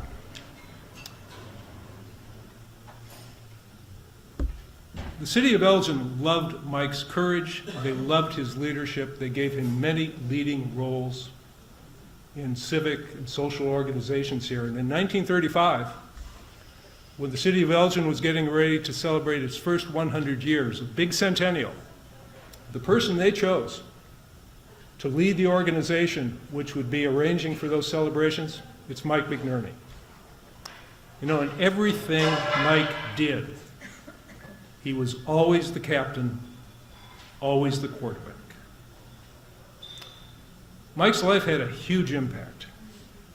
And when he died in 1942, unexpectedly and way too soon, his obituary was published across the United States and even in the New York Times. But he was always an Elgin guy. He brought honor to his hometown. And so, on behalf of myself, but most especially on behalf of Mike's family, I want to thank the Elgin Sports Hall of Fame for honoring Mike tonight. Thank you very much.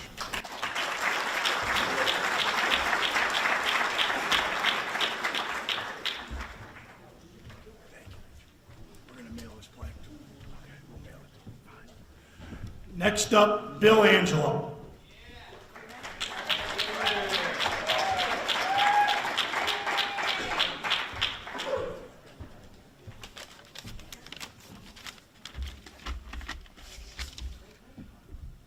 Hello, everyone. So, many of my former players, they get a little nervous when I get in front of the mic. They say I have a tendency to get a little long-winded.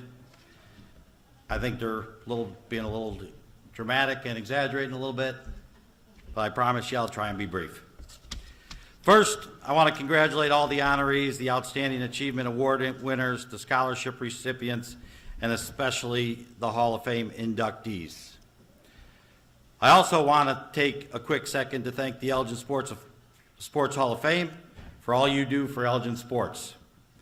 What you all do for the past, present, and the future of the Elgin sporting community is truly amazing, so thank you. Now, on to the reason why I'm up here.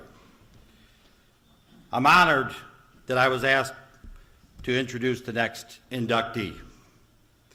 He truly is a special talent that I was very fortunate to get to coach. He is very deserving of the honor. Before we bring him up here, though, I have a few quick stories that want to highlight how good he truly is. First, 5 home runs in 5 consecutive at-bats. All right? 5 home runs in 5 consecutive at-bats. Anybody that's ever played baseball or softball knows that that's not supposed to happen. Okay? At the major league level, the best anyone has ever done is 4 consecutive at-bats, 4 home runs. And it's been done twice. I've been coaching for 25 years at Elgin Community College, and I don't think that we've had 5 consecutive home runs during batting practice. Next. So we're on a trip to Arizona on our annual spring trip. We're playing against Phoenix College in a night game his freshman year. Ball goes up the middle. Looks like sure base hit. Wally lays out for the ball. Ball takes a bad hop. He goes bare hand, grabs the ball, springs to his feet, throws the guy out at first base. Truly amazing play that you just don't forget as a coach. Lastly, is the fact that Jason decided after his freshman year that he was going to go to Southern Illinois. Gives me a call 4 years later after not playing baseball, and says, "Hey, coach, I want to come back. I want to come back and play." And I'm like, "Yeah, let's go."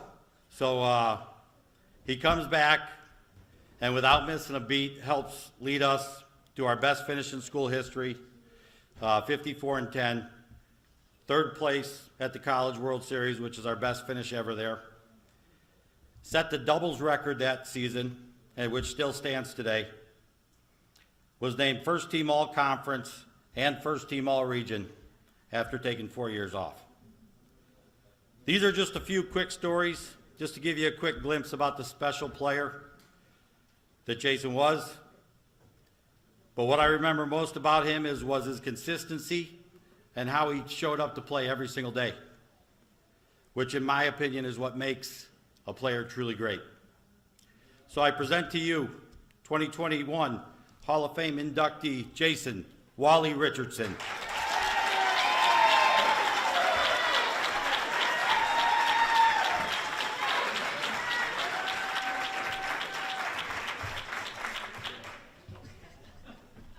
This is for you.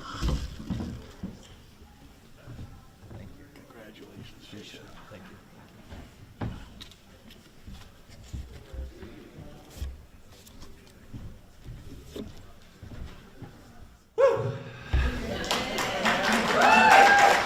I'm just going to take it in here for a second here, guys. This is pretty cool. Really cool. I want to thank all the board of members here in the Elgin Hall of Fame. That's awesome. The mayor's here. That's awesome. Thank you for coming. Wow, I feel like a stud now. I want to thank my family coming all. I had a guy come from Colorado. Thanks, Ken, for coming. I have all the other family, my wifey's family. Thanks for all coming. All my friends. I can't believe all this table over here. My friends over here. Can't believe it. Thank you so much. About 7-8 years ago, I want to say, Ron called me up and said, "Hey, you are inducted into the Elgin Hall of Fame." Or not inducted, but inductee. And I said, "Oh, that's awesome." So I'm thinking, yeah, I'm going to get in there this year, next year.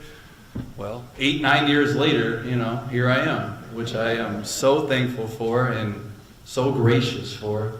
Appreciate it.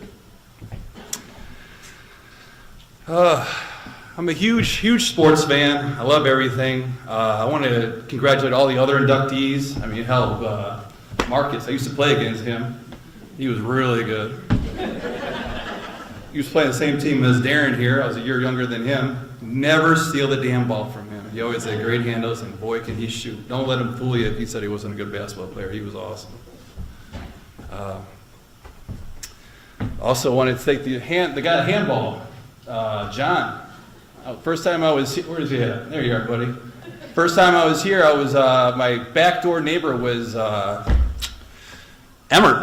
Chuck Emmert, and he was a handball player. And I'll tell you, he had a speech up here for a good hour when I was here. Let me tell you. I don't know if you knew Chuck. Did you know Chuck? Yep. Yeah, he was good. All right, big old drink here.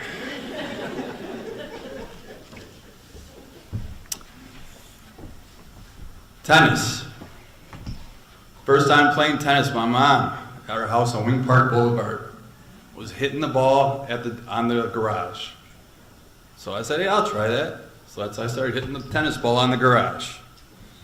Back in those days, we had stick shift. I don't know if anyone knows what stick shift is these days. But I used to just put the clutch in. We were kind of on a decline, and I would back the car out, and I would hit balls there. They finally got me into a program at Wing Park. Dick Winkie was his name, and he was my first coach. And he told me I had to go to Aurora. So I went to Aurora to play tennis with a coach by the name of Jack Sharp. He was my coach for all these years. Really good guy. He was, I think he was a ranger. He used to sing this song, I Want to Be an Airborne Ranger, all the time when we were training and stuff like that. We would have practice, at least 4 to 5 times a week in Aurora, taking Randall all the way down there before all the fast food and all that stuff was up there. And I want to take a big thank you to my mom. She's the one who drove me all the time. No air conditioning. Thanks. Appreciate it. All the tennis tournaments you took me to, really, really appreciate it. It was you.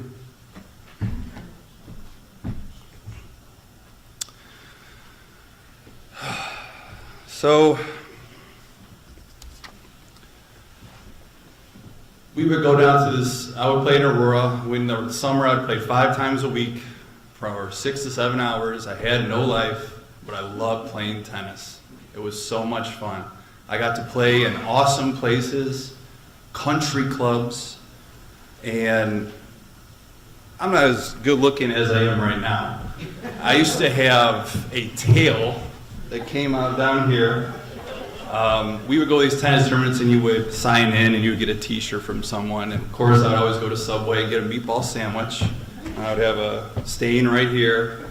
And I would go play tennis against these guys with brand new tennis suits and all this kind of stuff. And I'd go out there and I'd kick their butt. It felt pretty good. This guy from Elgin, no one from Elgin played tennis. It was only me. In fact, there's no one in here that's ever seen me play tennis except 2 people. That's my mom and my sister. And man, we had some good times. Really, really good times. So I played tennis until I was like 17, 18 years old, and I played baseball too in between. Got sponsored in tennis by Wilson and Estuza, which was really cool. But I really liked playing baseball. It was fun. So, grew up at Elgin Classic. Man, we had some good teams at Elgin Classic. One of my guys is here, Pat Pistorio. Used to play with that guy all the time. He was a hell of a player. McKenna, Krabbies, all those guys. We had some great teams. My junior year, I was the only junior to start. And, man, we just had a big team. Everyone had a home run in the starting lineup, and we had pitching, and we just fell short to Schaumburg that year. But, it was just so much fun. We hit so many home runs. And my second year, senior year, we were more of a speed team and get on base. And we had sophomores. We had 2 sophomores, really good sophomores, Clint Schambeck and Jason Hodge, who played with us. And another inductee was in here, Ryan McKenna, too. Man, those guys were so good. And just senior year was one of the best times of my year. Best times of my life, I should say. So, I want to tell you about the 5 home runs. So we were in a big race with St. Charles and Elgin. Those teams keep on coming up. Or schools, I should say, keep on coming up. And it was, we were like tied with St. Charles for winning the Upstate 8. And we were playing St. Charles, and the game was in the bottom of the 6th, and we we were tied and it was canceled due to like light or something like that. So we came out the next day and I was forced to hit. And all the 3 guys ahead of me got on base and I hit a grand slam and to win it. To win the game against St. Charles. It actually took like 10, 15 minutes for the game to occur and it was over. And the next day was Elgin to win the Upstate 8. And little do people know the rivalry between Elgin and Larkin. The year before that, my junior year, I had 3 home runs in one game against Elgin again. Just like playing Elgin, I guess. But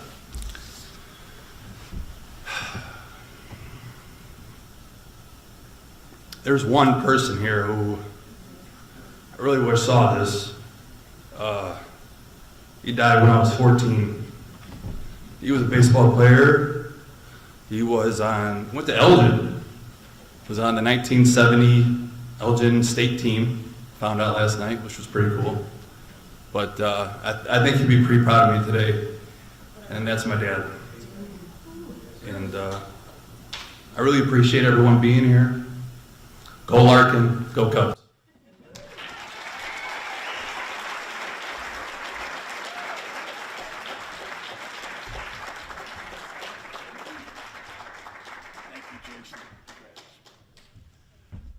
Next up, Ansu Panayengi.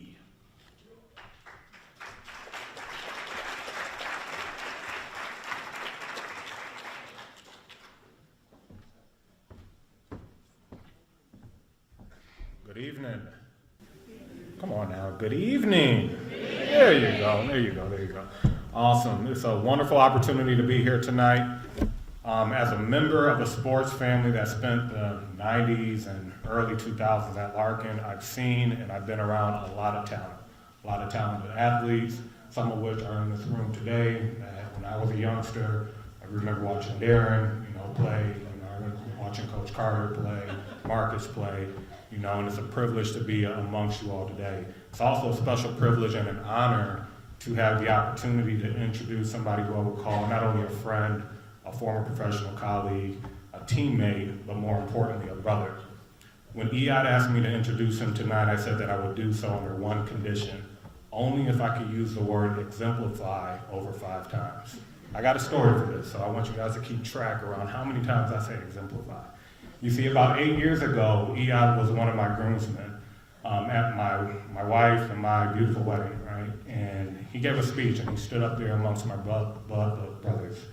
And when he spoke, he used the word exemplify over and over and over again. I'm like, what's going on? Why is this man? I'm like, does he have too many drinks? What was it, right? But he kept on saying exemplify. And then when I asked him about it, I said, EOD, what's going on? Why exemplify? He was like, man, when I was just thinking about a word to describe you, exemplify came up. And I'm like, that's awesome. And I was honored. If I'm being honest, and I am, I can confidently say that the word exemplify exemplifies EOD to the truest extent of the word. He truly does exemplify in just he exemplifies confidence and hard work, and that's kind of what propelled him where he is today. I've known EOD since we played together, in Little League baseball. We couldn't have been any younger than 6 or 7 years old when our competitive paths crossed. Who would have known that through this, our collective love for sports would build a brotherhood that has lasted over 30 years, from the field to off the field to the professional world and so on. I've been around the game of football for over 25 years, and I've seen a lot of talent, raw and professional alike. And there's a saying that many athletes and coaches, and I know a few people in this room know, it's called hard work beats talent when talent fails to work hard. With that, I have not seen anybody in my life with better hands as a receiver than EOD Salem. I can reflect back to when we were still in high school, preparing for college, and we would train together. And I was a running back at the time, and he would ask me to throw him the ball, and I would. I had no business throwing him the ball, but I would throw him the ball. And we were training. We were actually right here at this facility at the gym. He was like, I want you to pass me the ball. And I'm like, all right, cool. He was like, throw it as hard as you can. I'm like, all right. Throw it as hard as I can, and he catches it. without feeling too. He's like, "I'm just scoot up a little bit closer." At this point, I'm probably about 10 yards away from him, and I'm throwing the ball, whipping it as hard as I possibly can. And without fail, he catches the ball.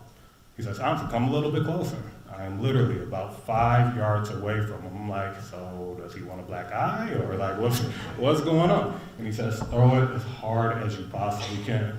So I bring it back, and I throw it, and he catches it. And this work ethic was unbelievable to me. It was incredible, because myself, I had a strong work ethic, but how he was moving would only propel him to the next step. EI's senior year at Larkin High School was simply incredible.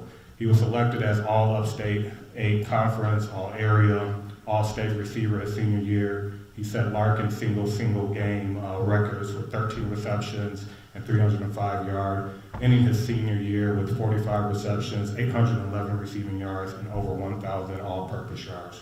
But my bro was just getting started.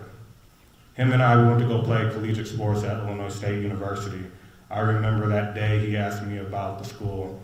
He was currently not at Illinois State University, and I was on the football team at the time. He shared with me that he had interest in pursuing Illinois State University. He sent me over his highlight tape. I spoke to my coach. My coach, "I think we got some raw talent here that we need to bring in. He's going to be an awesome addition to the team." Needless to say, EI came in, and his confidence that he was exemplifying was absolutely incredible. And the rest is what I would call history. To say that I'm proud of you, man, and everything that you've accomplished is an understatement. Without further ado, it is my sincere pleasure to introduce EI Salem in the Elgin Sports Hall of Fame. Congratulations, man.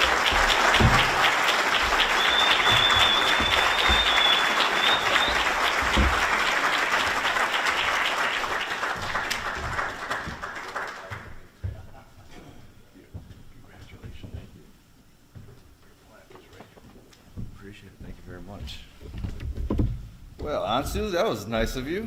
That was great.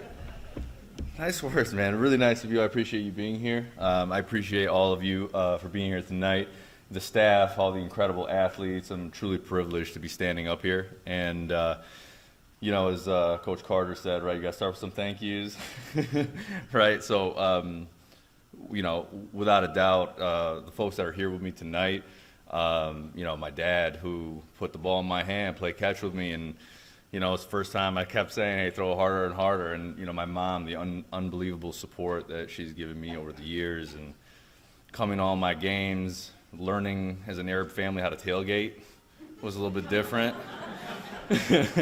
Rather than show up, walk in the stadium, and leave afterwards. But thank you guys to my friends, to everyone that's here. You guys have been an unbelievable support system to me, and this is something I couldn't imagine accepting without you guys here, because I really wouldn't be here without you guys. So thank you to my unbelievably beautiful wife. You know, I couldn't imagine being this happy right now in my life. I have a newborn, a 3-month-old, my first, and thank you. You know, I looked at my career, believe it or not, as a failure. It took me a while to really get over it, just because it's, you know, I had plans, as every athlete would, to be at a different level, to, you know, succeed, to achieve. And when I was cut by the Buccaneers and, you know, my career kind of fizzled out after that, it was a really, really difficult thing to get over, something I didn't really like talking about. And, you know, now, past few years or so, I would say last maybe 4 or 5 years ago, I've really truly started appreciating it, mostly because I realized the better days are in front of me with my new family, and that's really what kind of matters to me. But I will say there are a couple of points of through my career that I thought were pretty interesting. So, you know, I didn't play organized football until the Redskins, right? You guys remember Redskins? Pop Warner, we talked about that a little earlier. Well, or the Elgin Football Club. Maybe that's what they're called now. You know, being somebody, I wanted to be a receiver, picked, you know, what number to want to be, chose 95.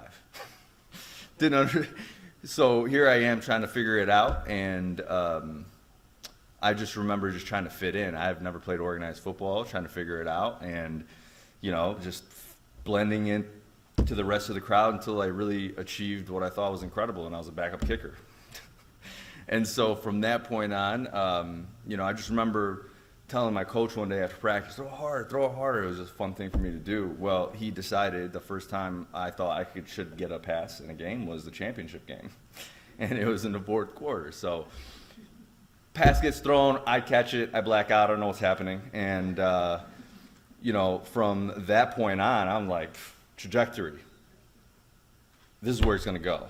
And so I got invited to play with the Chiefs. Now, if anybody understands in Pop Warner, the Chiefs, right, that was like where the big boys played. That's where you got an invite from the Chiefs, you made it, right? Well, my first day, I thought, I need to get some receiver gloves. I need to get serious about my craft here. So we happened to see a garage sale. So me and my mom loved garage sales. We'd walk in, and I saw a pair of gloves. I was like, these are gloves. These should work. They were big. They were yellow. I thought Chiefs, right? Well, it turned out to be gardening gloves. So I show up to practice with gardening gloves. And, I'm like keeping them in my pants, like waiting to get ready. And here we are about to get ready to, routes on air, whatever the case was. And here I go, ready to roll, right? Like there's like rubber beads on the back of it. And so I got made fun of, I got in a fight, and I quit that team. Because it was one of those things where I wasn't really going to be run over, right? So I left that, and, the other tricky part about that season was, I was learning to run routes. I ran a post route. For you that do not know what a post route is, you run 10 yards up the field, then you break it off in a 45-degree angle towards the goalpost. So from that, I ran a post route and ran right into the goalpost. So my nickname was Goalpost for the rest of the year until I quit. And then the joke was on them. So, things go well. I finally get an opportunity. I go to Minnesota State for a semester. I didn't want to play in front of 500 people. I saw Ansu at the rec center that one day, and he probably remembers. And I said, you know what, I need to go for this. I'm tired of, trying to figure it out at a D2 school. And nothing against D2 schools, again, right? Coming from the guy who looked at my career as a failure to begin with, right? So, I went for it, and Ansu helped me get in. My 13 plays I put on a highlight tape were apparently good enough for them to allow me to walk on.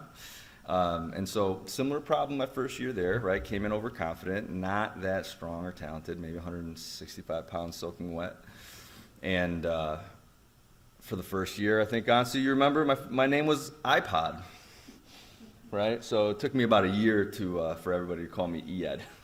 And so I'd have to say I look back on it now, I'm humbled, I'm privileged to be up here. I am truly grateful to have built the relationships I've built, to have such strong bonds that I've built, and I truly am appreciative of this honor. I want to thank you all for everything tonight, and congratulations to all the other individuals today. Thank you.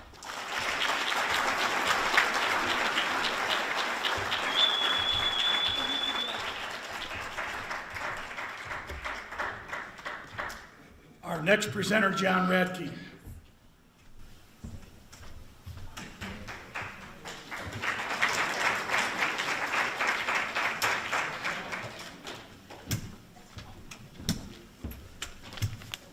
And if your programs are correct, I'm the last presenter.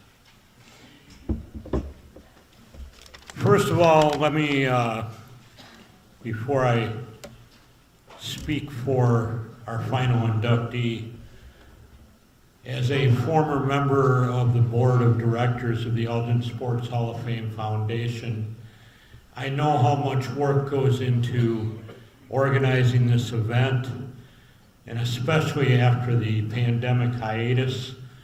So I think we all owe Jim, Ron, the board, the entire organization, not only a round of applause, but our deepest gratitude for tonight and for everything. I go back a ways, and I was in Elgin working at the Courier News when this organization was formed. And let me tell you something, it's come a long, long way.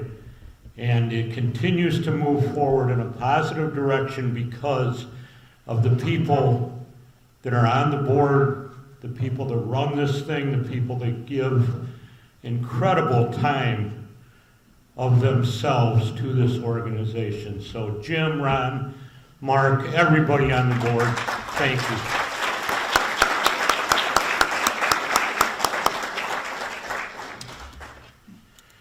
All right, with that, I am standing in tonight for Steve DeVersey, the athletic director at Burlington Central High School, who unfortunately woke me up this morning at 8:45 and said that he had a situation that he could not be here, and asked me to introduce the first inductee to the Elgin Sports Hall of Fame from Burlington Central. And I think that's only appropriate that I'm able to do this because I'm also a Burlington Central grad with deep ties to Elgin. Danny Sheldon was, without a doubt, the best football player to ever play for Burlington Central, bar none. Had Danny gone to Larkin or Elgin or St. Ed's or any other high school around, he probably would have been the best of his time there too. That's how good he was. I'm not going to bore you by reading all his numbers that you can read in your programs. Let me just say that I covered probably a good 30 games of Danny's between his high school and college careers. And I don't know if he's watching on Zoom or not, but if he is, Danny, that was such a great time, such a privilege to cover your career. He was a running back, a defensive back, he was an all-stater, he was an all-everything. He led the state in scoring his senior year of high school. Had several college programs that were interested in him. Chose to play at NIU, where he just set the house on fire at Husky Stadium. I don't know how many of you recall watching Danny play college football at NIU. They called him the Seabiscuit out there because nobody could catch him. That was a moniker my good friend and former SID at NIU, Mike Korsek, came up with, but it was true. He ended up being an All-American at NIU. He still holds many records at NIU, and again, I'm not going to bore you with the details. You can read those. He ended up playing for the Arizona Cardinals, the Colts, the Bears, the Falcons, and the Steelers before settling into a career of acting, which he is now continuing to pursue in California. And a Super Bowl or two ago here, he got his big break in commercials, did a Pepsi commercial. So I want to read Dan's acceptance speech here real quick. First off, I apologize I could not make it in person to receive this incredible acknowledgement. The reason I couldn't make it is I'm hard at work training for my big football comeback, so someday they'll make a Kurt Warner-style movie about me. In reality, though, I would probably pull my hamstring just thinking about playing again. Receiving an honor like this really made me stop and reflect back on the road that brought me here. That road started at a small school called Burlington Central. Regardless of how many touchdowns I scored my senior year or yards per game I ran, people would always write off the performances as a result of being from a small school and playing poor competition. But I never let that define me, as I knew that playing for Burlington is what gave me the opportunity to show what I could do. I took that lesson and decided against a Big Ten school and instead chose a small D1 college where I knew I would play and have a chance to showcase what I could do at the next level. I am most proud of receiving this award because I am hoping it shows the future generations of Elgin and Burlington athletes there are no limits to what you can achieve in your athletic aspirations if you believe in yourself. Sports and life in general is a mindset, and the best part is we have the ability to choose our perspective. I may be the first athlete to receive this award from Burlington Central, but I'm sure I won't be the last. I thank you for honoring me with this Elgin Sports Hall of Fame award and allowing me to pave the way for many future Burlington athletes to join this illustrious group. Thank you, Dan Sheldon.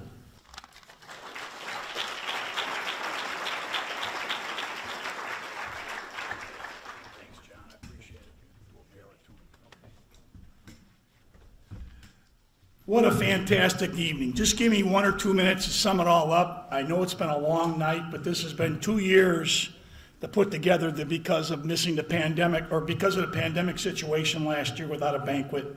We're going to leave the backdrop up for several minutes afterwards, so people that do want to take pictures with the honorees tonight, please feel free to do so.